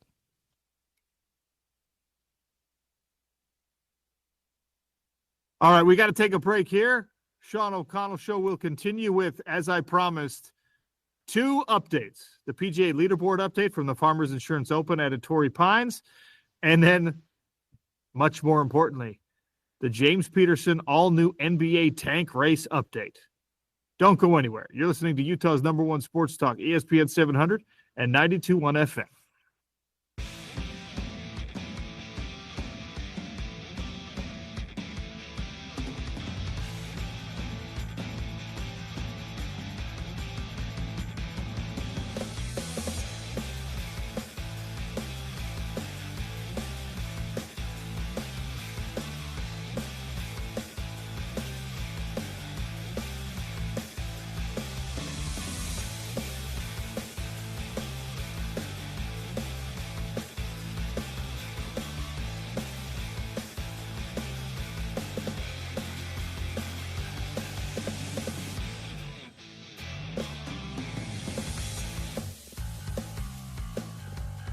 Go ahead and open and then throw to me for the tank. I'll play the rejoin, but you can throw to me. I think that's probably how it'll work best.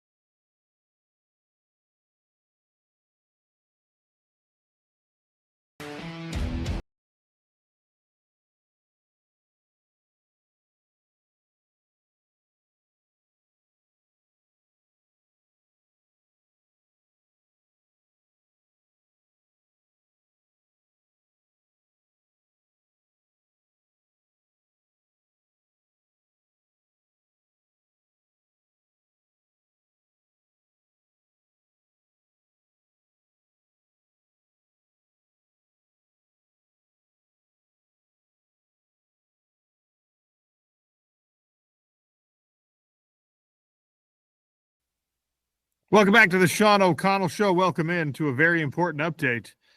The NBA tank race update presented by James Peterson. James, give it to us. By the way, I love the music with this update here, with this rejoin. Are you giving yourself another shout out? I'm because you're the one. I mean, because you're the one who selected the music. If you want to go inside baseball, fine. Yes, I chose this music. That's the rejoin you're going to hear, the sounder you're going to hear every time. By the way, we're going to try to do this probably once a week, right? We'll see how often we do it. OC, you're the boss in these 3 hours. But yeah, tank race is in full swing. Everyone's now starting to shift their attention to the NBA, even more so after the Super Bowl, of course. And for Jazz fans, that means watching the bottom of the league standings, unfortunately, this year. So let's start with the lottery odds rankings, OC. Do you have a guess as to who is number one, the worst team in the league right now?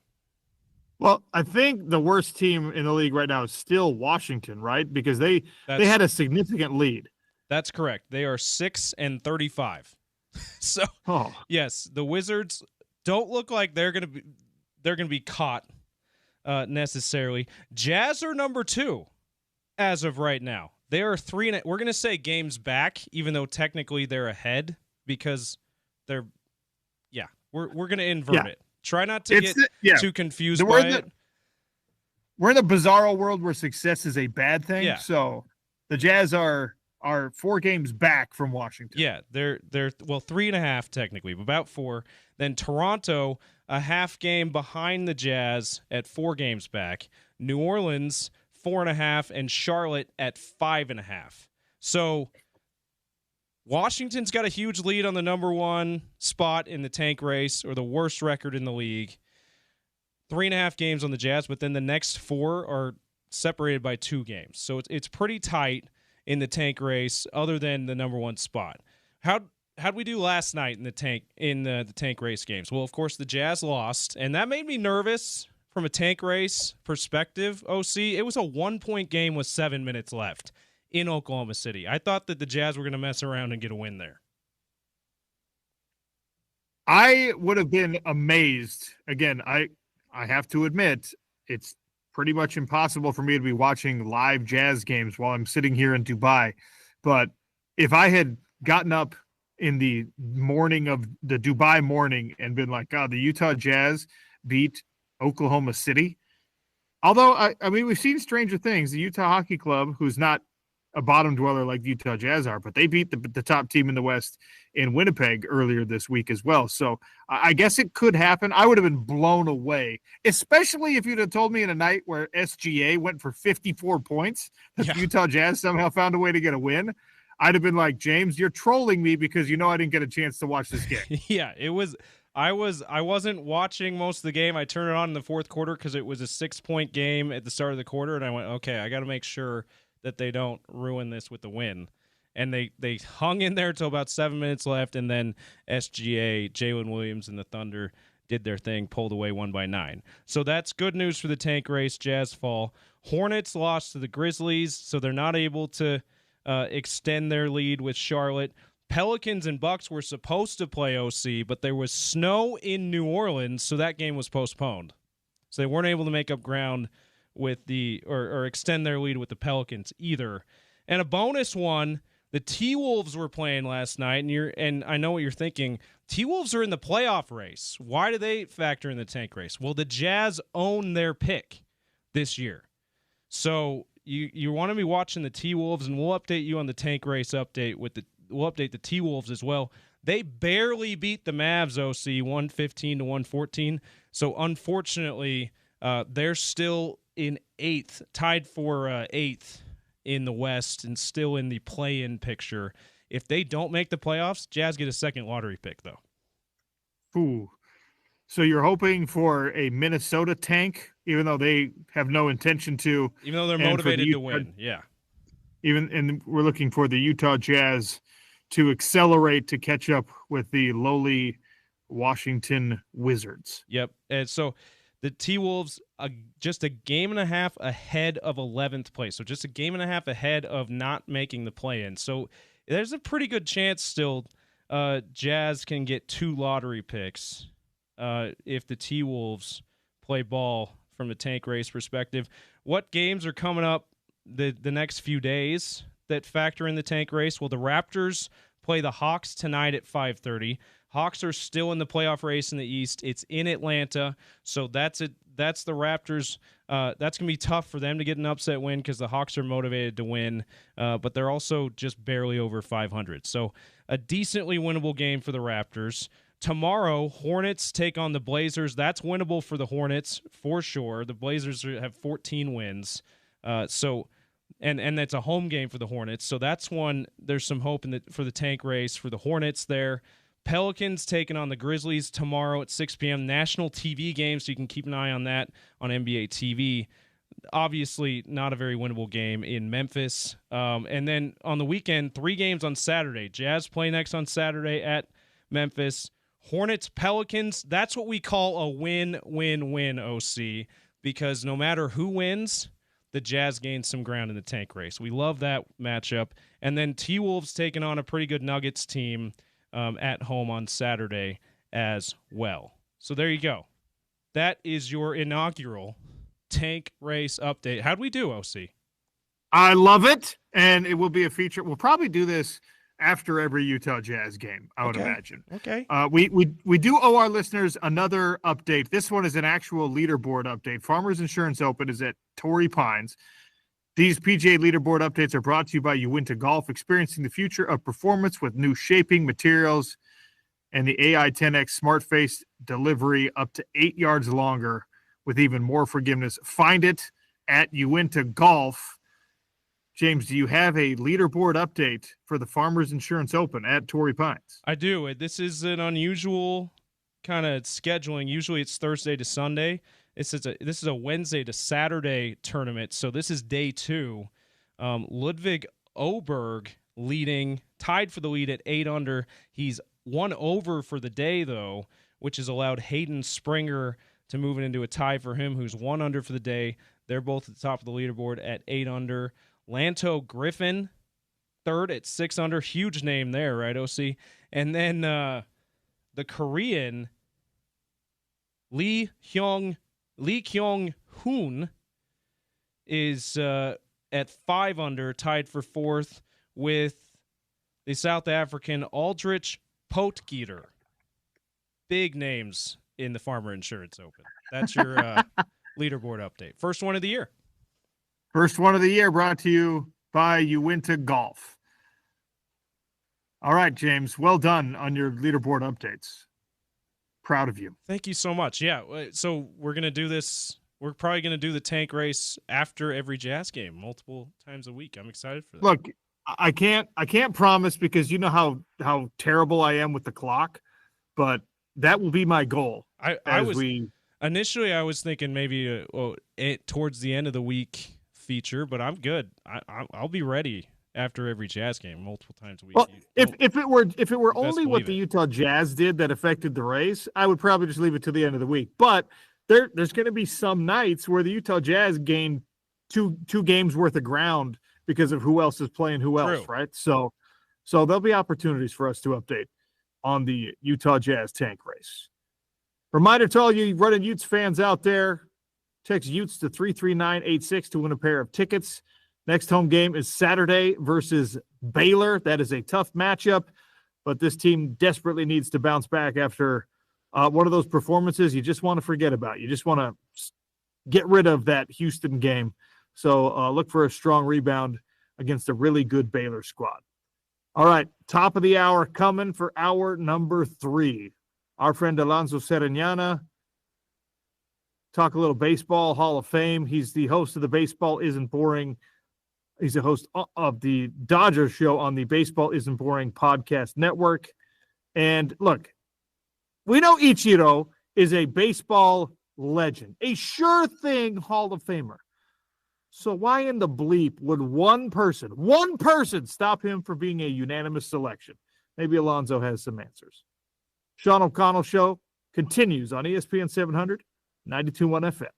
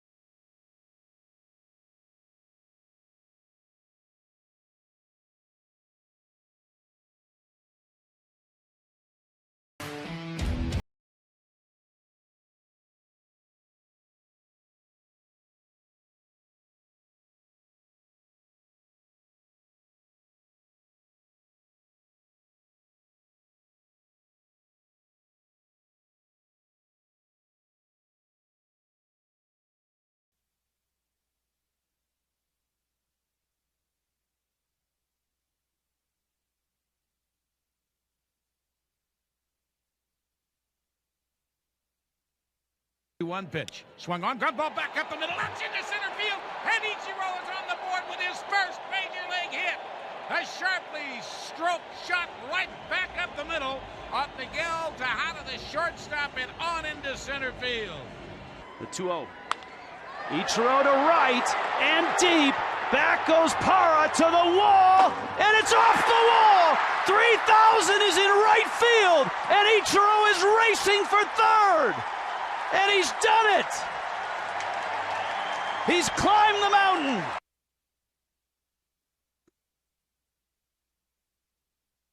The first career hit and 3,000th career hit for Ichiro Suzuki of the Mariners.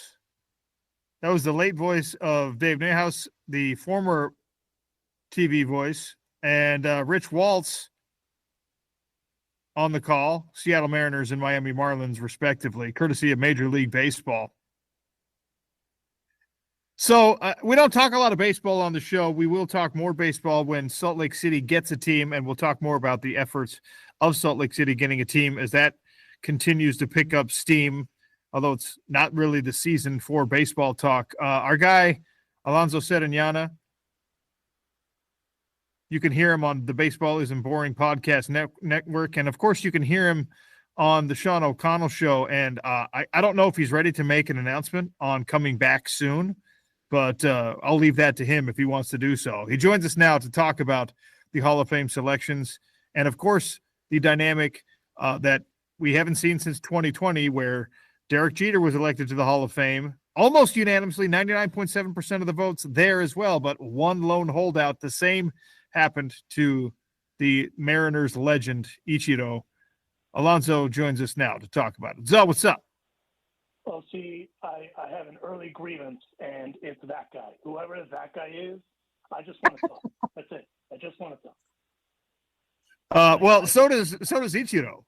You saw he was at Cooperstown and was talking to reporters along with his fellow Hall of Fame inductees in this upcoming class, and I think somewhat jokingly was like, "Yeah, let's just sit down, have a drink, and have a chat." And you can tell me why you didn't vote for me, an obvious first ballot Hall of Famer, why you didn't vote for me to be in the National Baseball Hall of Fame. 393 of 394 votes said, yes, this man belongs in his first year of eligibility to be a Hall of Famer. Now, he's still in, but not unanimous. We're never going to find out who this guy is, right? No, I mean, I guarantee you it was a blank ballot. And for me, that's the thing that's infuriating because, you know, the Hall of Fame and the BBWA have a thing where you can submit a blank ballot with no name. Obviously, you have your votes. There's some guys that I've seen that have submitted a ballot with no votes. And for me, I'm just like, then why are you voting? But, no, I don't think we're ever going to find – I mean, if we do find out who it is, I mean, they're just going to be ridiculed out of the country, right? I mean, that's just in what we're – I mean, Derek Jeter, obvious unanimous first ballot Hall of Famer. Mariano Rivera, unanimous first ballot Hall of Famer. How are you the art? I mean, you don't need to be a baseball savant to know that Ichiro Suzuki is one of the greatest baseball players to ever walk the face of the earth. Like, it's just – he showed up here when he was 27 years old in 2001 and just went on a tear, just showed up. There was no learning curve. He showed up and played at the highest level, you know, being a part of the 1% of the 1%. Undoubted first ballot Hall of Famer. It should be unanimous. And it's super unfortunate that that's what's taken over kind of the news of it because it should be this joyous thing. And now Ichiro, gracious as always, right? Is kind of having to deal with the flack of that because of one person. And I think that's garbage, hence to why, you know, for me, it's an early grievance. As soon as I heard of that, I was like, I need to text Sean and tell him that this is a grievance because that's garbage. So for people who don't know, Alonso's referencing Ichiro had a professional baseball career in Japan for, 9 seasons? He played 9 seasons before he made it to the majors, before he came over. He won 7 straight batting titles in Japan for the Oryx Buffaloes. I know that James is a big fan of the Oryx Buffaloes. And then he showed up in 2001. He won Rookie of the Year and MVP in the same season. That doesn't happen. No. Not even the powerful Ohtani did that. Like, Ohtani, obviously, he's a unicorn. It took him a while to kind of get in the groove. Ichiro showed up and said, "Oh, okay, like this is cool. This is easy. Like whatever." And he also played on a team with Ken Griffey Jr. Like it's like what it's crazy to me that that's the discourse that we're at, but it is what it is. But all things considered, all joking aside, Ichiro is one of those guys that's underappreciated in all of baseball lore, but he always respected the game. He's always respected even the Hall of Fame. On Baseball Isn't Boring, one of the VPs from the Hall of Fame joins Bradfo, and they talk about how Ichiro embraced the history, because a lot of active players don't go to the Hall of Fame in Cooperstown. If you're looking for a trip in the summer with the family, one of the coolest places to go to in the States is Cooperstown, New York. It's in upstate New York. It's a beautiful little village. Shout out to the homie Josh Rawich, who I worked with in baseball. He is now the president of the Hall of Fame. We've had him on the show, and those guys all they do is they collect artifacts to do the museum thing, right? And Ichiro went there 7 times, because every time that he was compared to an American player, like a shoeless Joe Jackson when he broke his record, George Sisler when Ichiro broke his record, these are guys that are before the live ball era and all that stuff, but they're still, a big deal in baseball lore. And he wanted to go there just to see what the history was that he was being compared to. And that's a guy that just respects the game, right? I just wish that the writers would take the same amount of respect towards the way that these guys are going to be looked at, because they're also kind of messing with someone's legacy. And so for me, that's my biggest beef with it all, is these writers sometimes kind of take the decorum a little too far when it doesn't need to be, because it's like, hey guys, this is a no-brainer. He's a unanimous guy. I can understand why CC Sabathia didn't get the full 100, unanimous 80 percentile, because there's a lot of politics there. But there's no way that Ichiro Suzuki is not a unanimous first ballot Hall of Famer. That's impossible. For the sake of trivia, do you know the other professional baseball players who have won MVP and Rookie of the Year in the same season? No, actually, I don't. Well, I think you'll be forgiven for this, because Fred Lynn is the only other the only other baseball player to win Rookie of the Year and MVP in the same season. There was a guy who won a Cy Young and Rookie of the Year in the same season. This one you might get.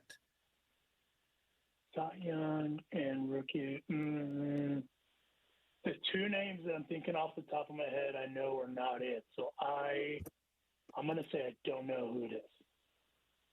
You do know who it is, I promise. Fernando Valenzuela won Rookie of the Year and the Cy Young Award in the same season.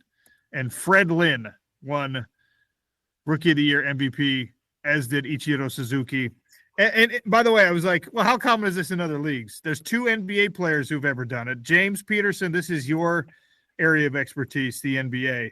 Do you know the NBA players who won Rookie of the Year and MVP simultaneously in their respective NBA rookie seasons? Give me a decade, because I'm drawing a blank too. Okay. 60s. 60s. Okay. Wilt Chamberlain. Yes. Both of them were in the 60s? Let me just make sure. I believe. Yes. Okay. Let's see. Oh, Wes Unseld. Yes. 60 and 69. Correct, James. Yeah. Wow. Did you Google that, James? I did Tell not. the truth. I did not. We do not have the cameras on me today, so I can't prove it on YouTube, but that was just top of my head stuff. I know. Because Wilt Chamberlain was my first guess, and the second one I was like, don't know. I have no idea who that would be. Yeah, I probably could have pulled Wilt Chamberlain, because we had Gordy Chiesa on earlier today. Wilt Chamberlain's always a trivia answer. Wilt Chamberlain's like, yeah. Who's the coolest guy ever to play? And it's just like, well, you could guess Wilt Chamberlain, and you're probably going to get right. But in any case, well done, James. Yeah, 60 and 69, if I'm not mistaken. If I can flex a little bit more. Okay, James, relax. All right, calm down, bud. Now we know that you Googled it. No, that okay? part, that I did not Google anything. You can believe it or not, no Google. Yeah. I'm going to choose not. All right.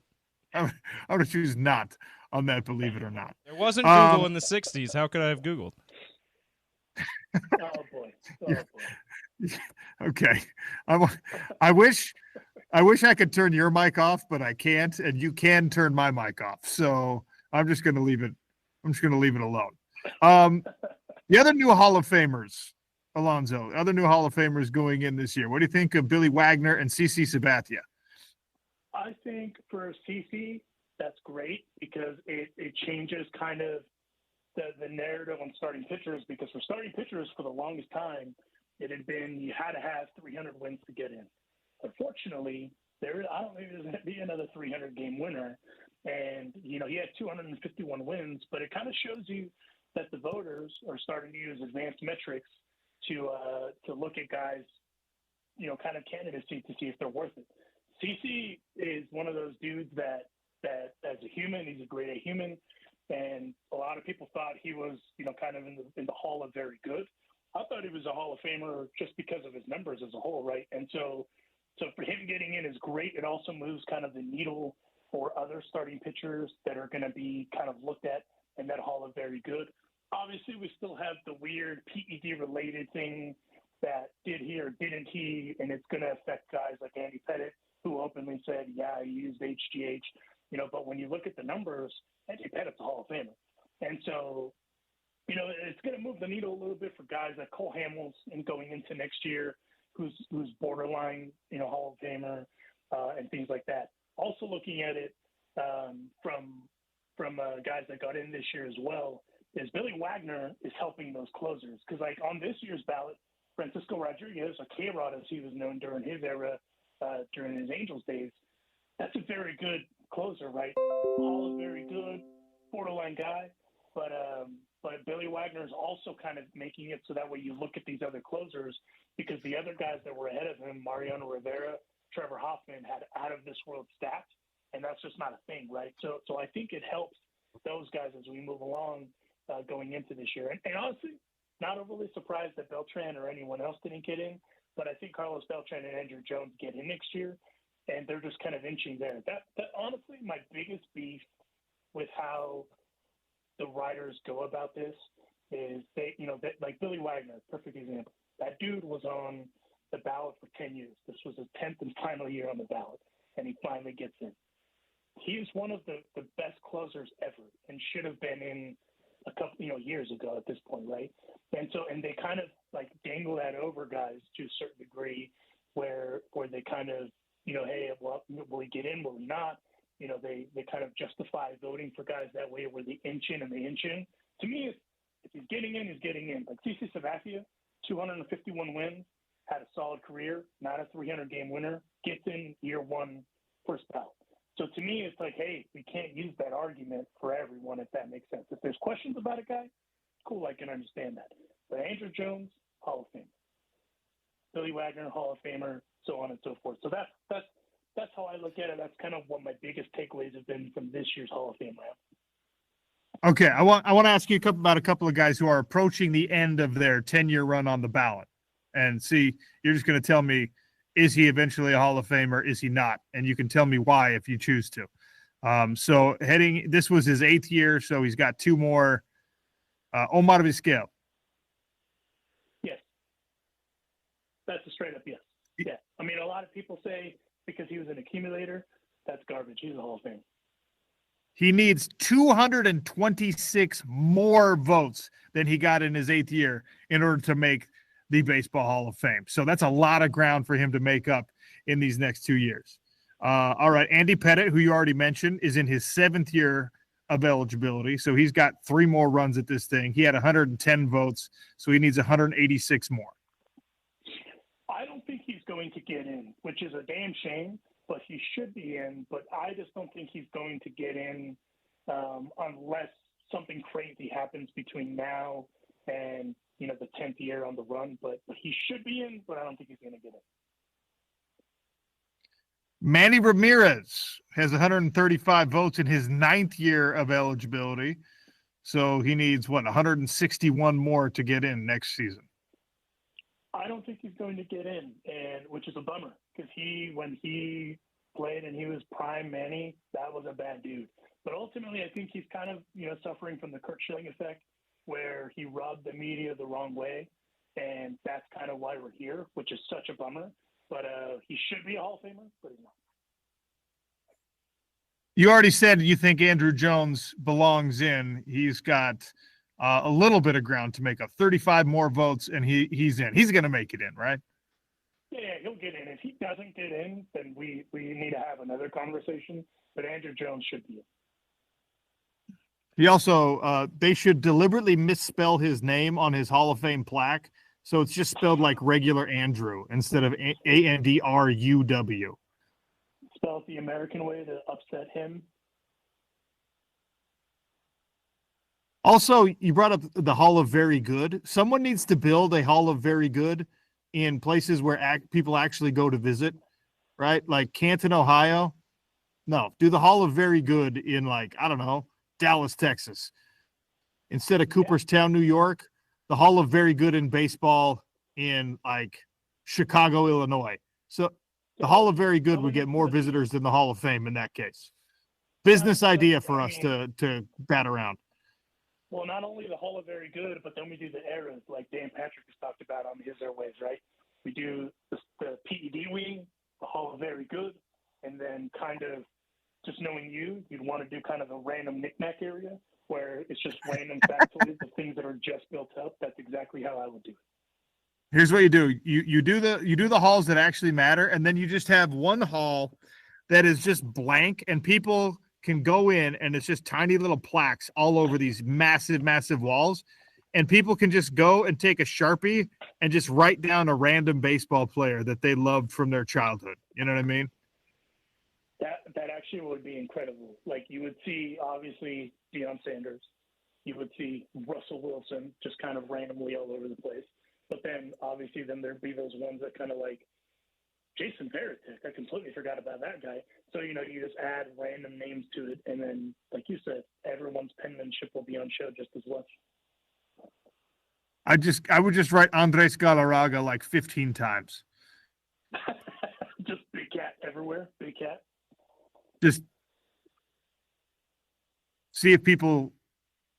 have him inducted as a Montreal Expo and as a Colorado Rocky. Let's go. Do the thing. Let's go. Hey, or Omar Vizquel, you write his name for all of the teams he played for, and he's getting in one way or the other. That makes up the gap in votes. Exactly. I mean, that would be the difference. All right. Do you want to make an announcement on when you're returning to the airwaves with us full time? I'm hoping the first week of February is the target date. For those of you that don't know, I've been away because unfortunately my son passed away. So I've been kind of taking time, hanging out with the family, not having to talk to OC. It's been great. It's been therapeutic. All jokes aside, I'm looking hopefully to be back the first week of February. Hopefully if everything goes to plan, that's the plan. Well, we will welcome you back with open arms when that happens, but obviously we are fully supportive of whatever you and the family need in a tough time, and I think everyone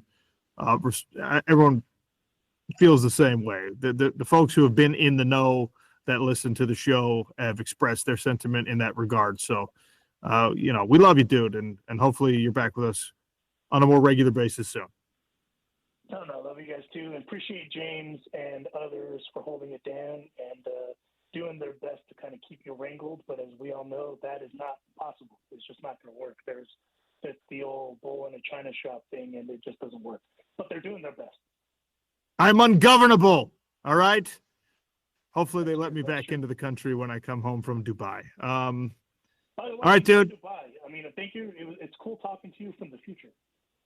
Yes, it is. I am 11 hours in the future right now. So, all right, dude. Talk again soon. All right, my guys. Safe travels. We'll talk soon.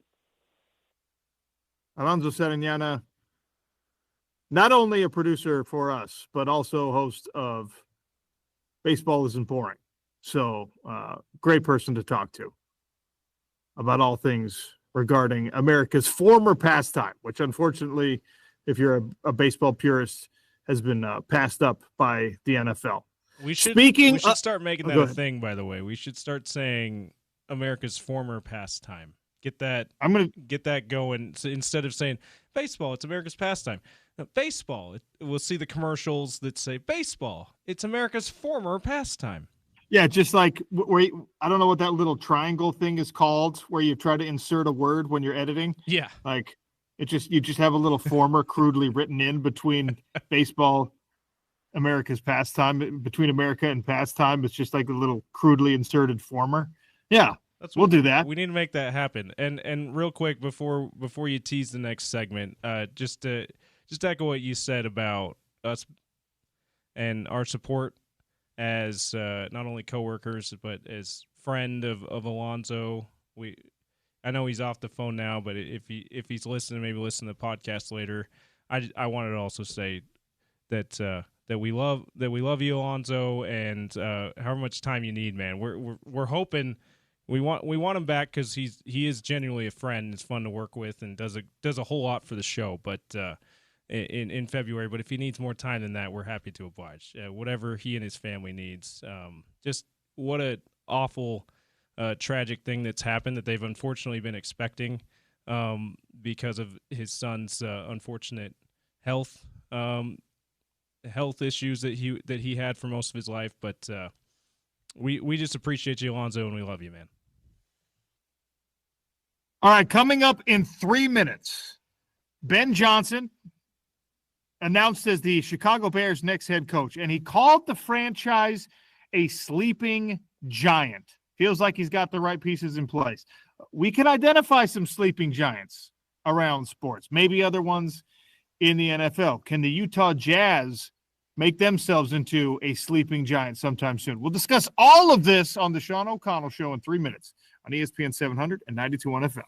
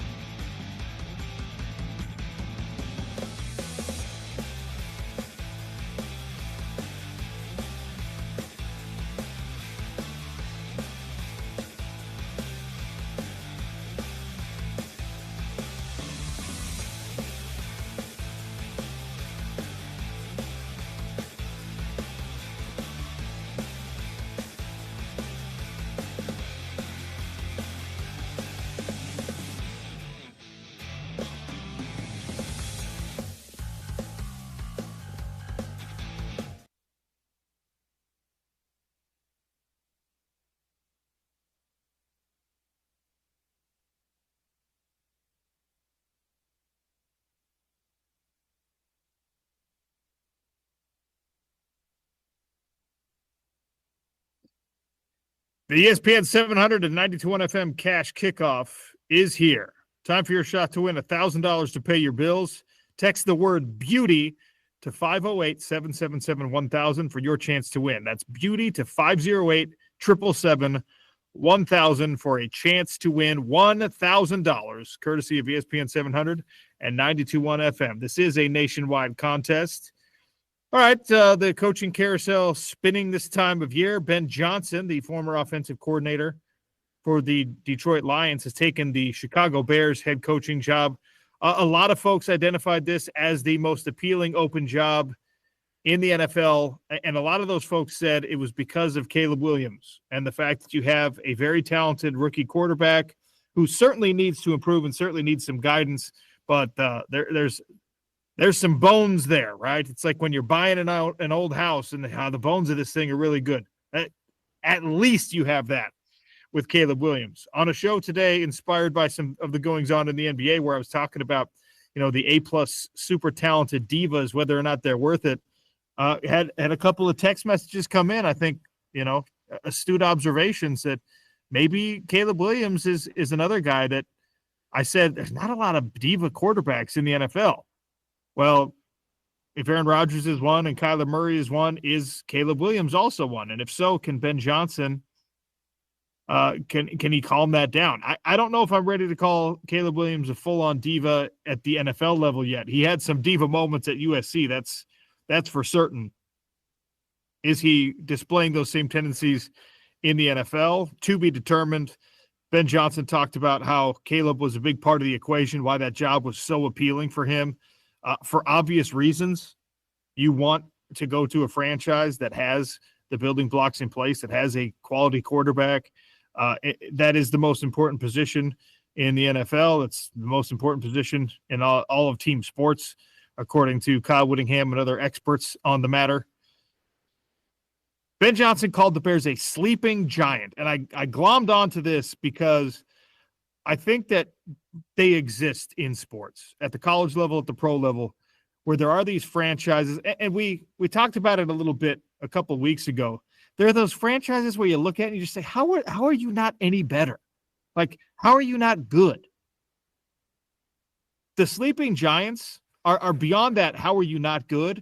And they're franchises or programs that are maybe already putting the building blocks in place. They've already laid some of the groundwork. They've already dug the foundation and they're ready to pour it, whatever analogy you want to use. The Bears have some offensive talent, especially. They've got some young stars on that roster already. And it's not just Caleb Williams, right?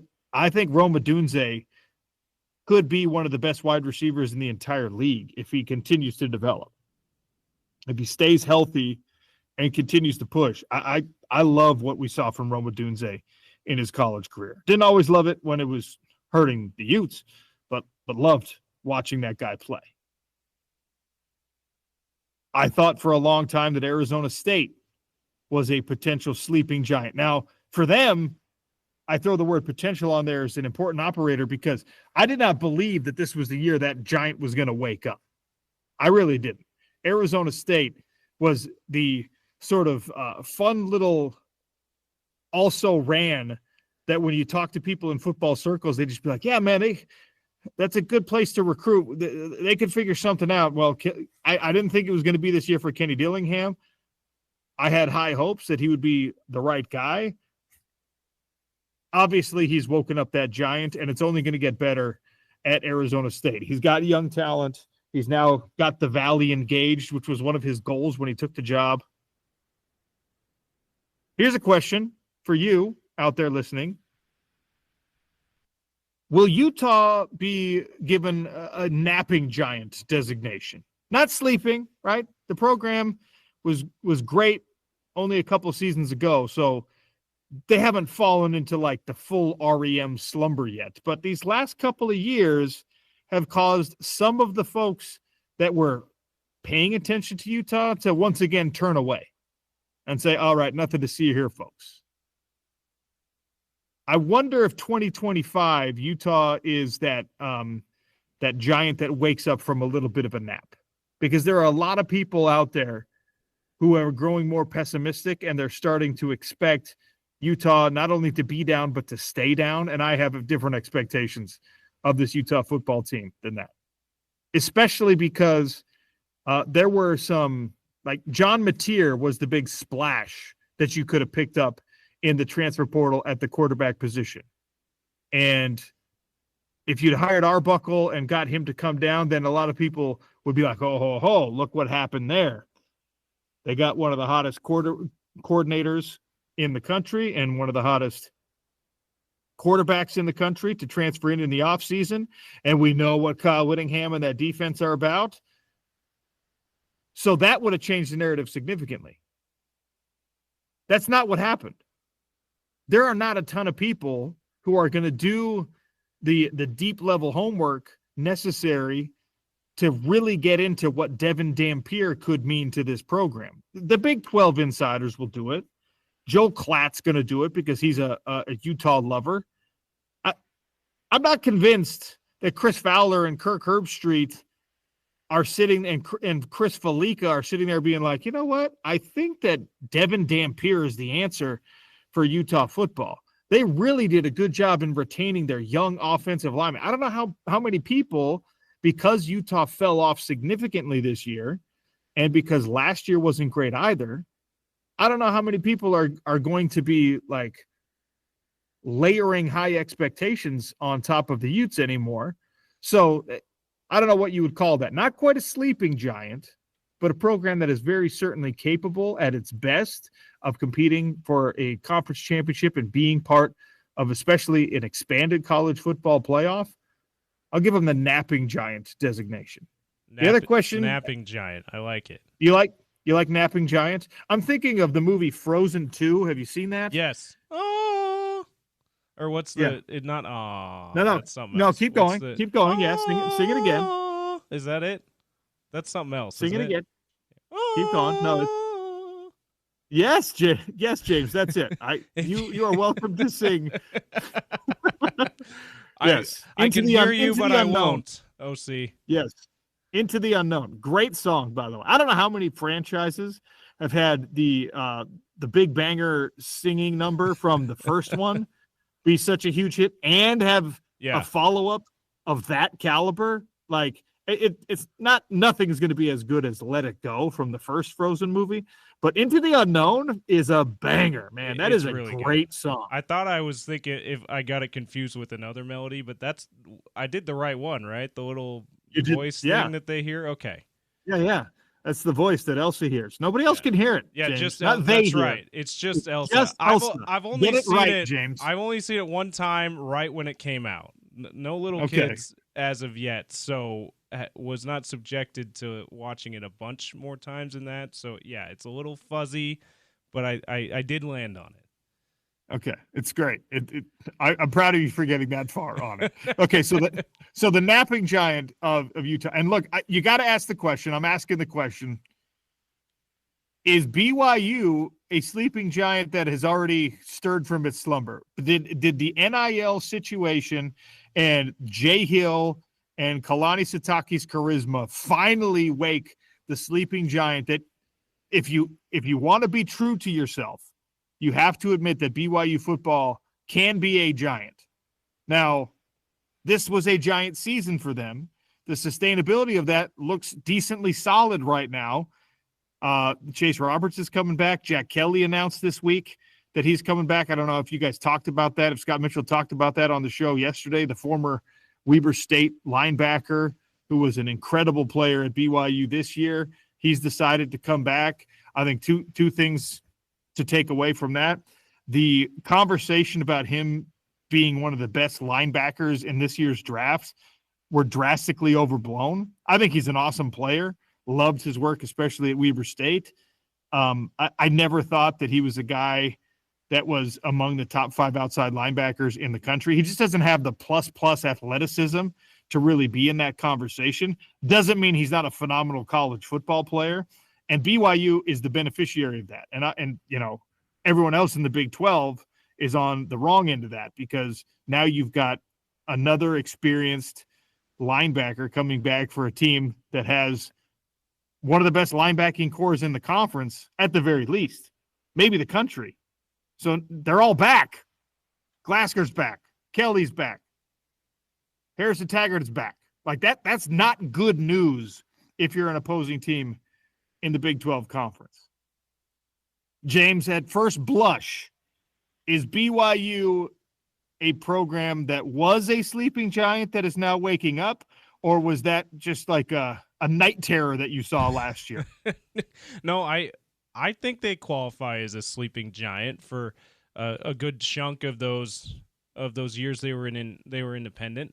I think they would qualify as being a giant, a former giant that had been asleep and is starting to wake up. Yeah, I would say that. I think that the future is bright. I think that last year was more of an indication that Kalani Sitake had found the right coaching staff, they collectively had figured out after a year in the Big 12 conference, they'd figured out how to be successful in Power 4 football. So yeah, I would think that's an indication that they can have some sustained success. I don't know for how long. I won't say for the next decade plus necessarily. I won't be that bold, but I think that they can have some sustained success. All right, got to take a break. We'll come back with a little crosstalk with Spence Checketts.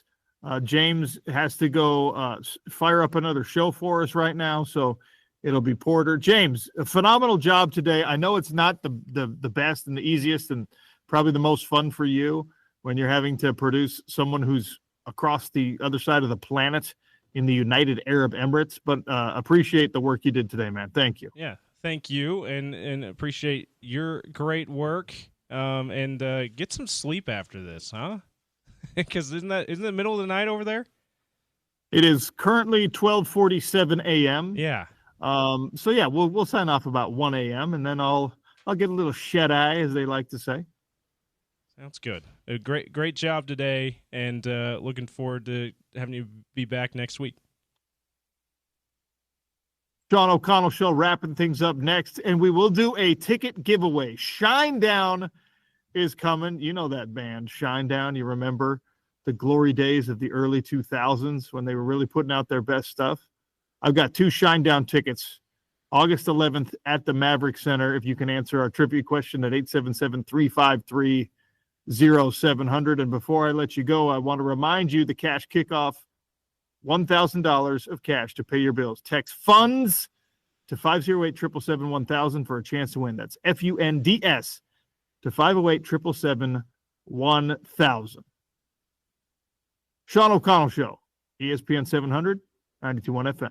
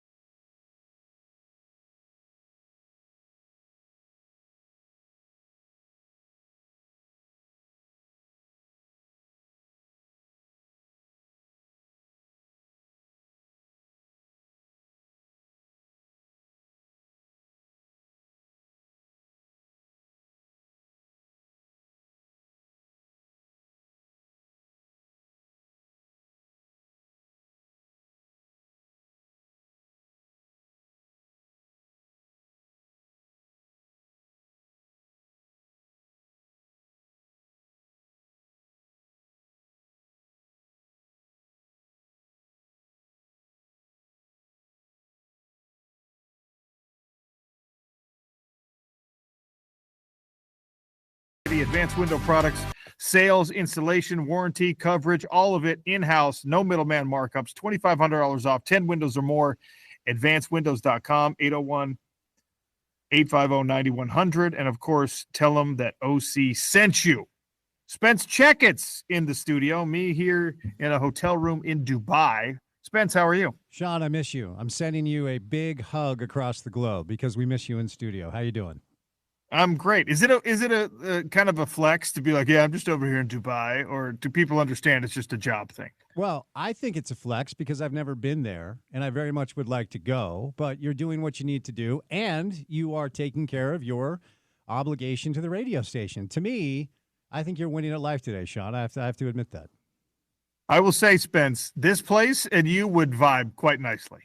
Now, I need to follow up. What exactly? Now, let's be detail orientated. What exactly does that mean?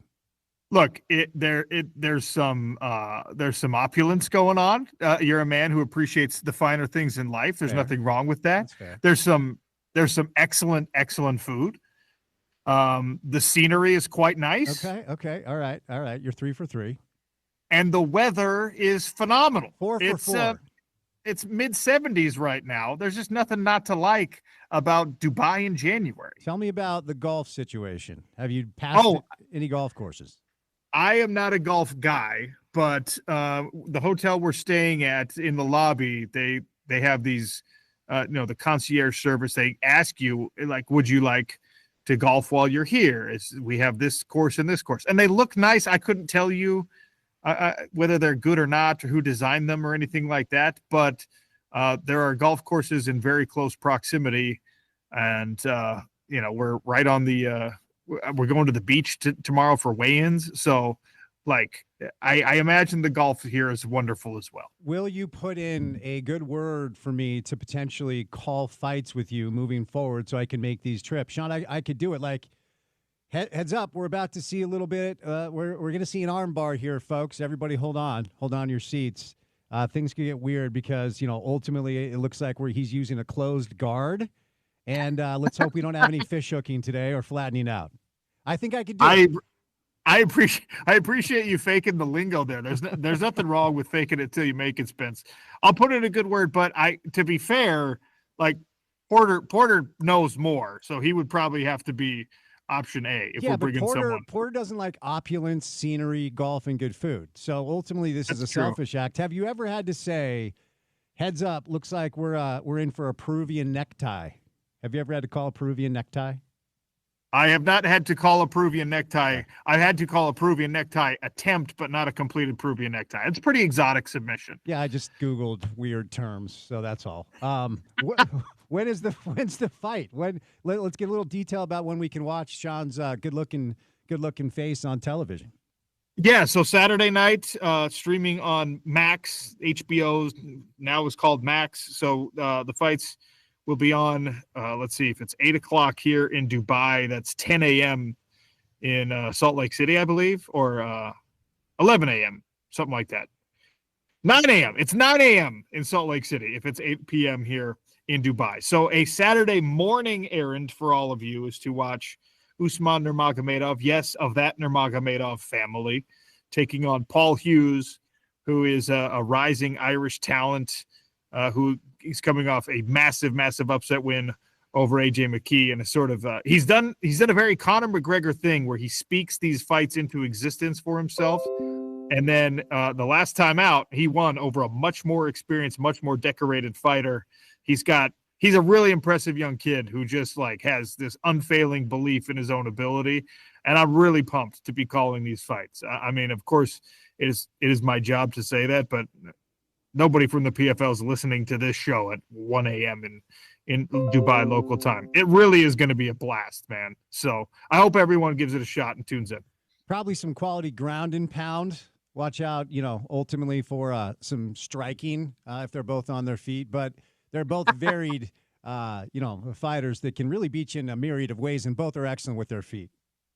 I tell you what, that's just as astute as 80% of the MMA pundits in the business, Spence. I've now shameless plug. If you've never watched Sean do this, and I'm not trying to butter you up here. You're elite at this craft. You're very good at it. You've been doing it a long, long time. And I think, as you keep going, you'll climb the ladder. So if I could give a little pub for my buddy Sean, our coworker here. If you've never seen him do this, he's elite at this craft because you really are, man. You're very good at it. Well, that's very nice of you to say. I do work hard at it. I do want to be at some point, we like to be goal-oriented as humans, and I don't speak about it much on the show because I know MMA is not everyone's cup of tea, but like someday I'm going to be regarded as the number one MMA announcer on planet Earth. And whether that's, tomorrow night or in 10 years, it's going to happen at some point. And I'm willing to put in the work and do what's necessary to make that happen. So this is part of that journey. And I'm really excited about it. I don't doubt that for a minute. If I've learned something about Sean, when he says he's going to do something, he typically doesn't. I'm just really hoping we see a crucifix coming up on Saturday.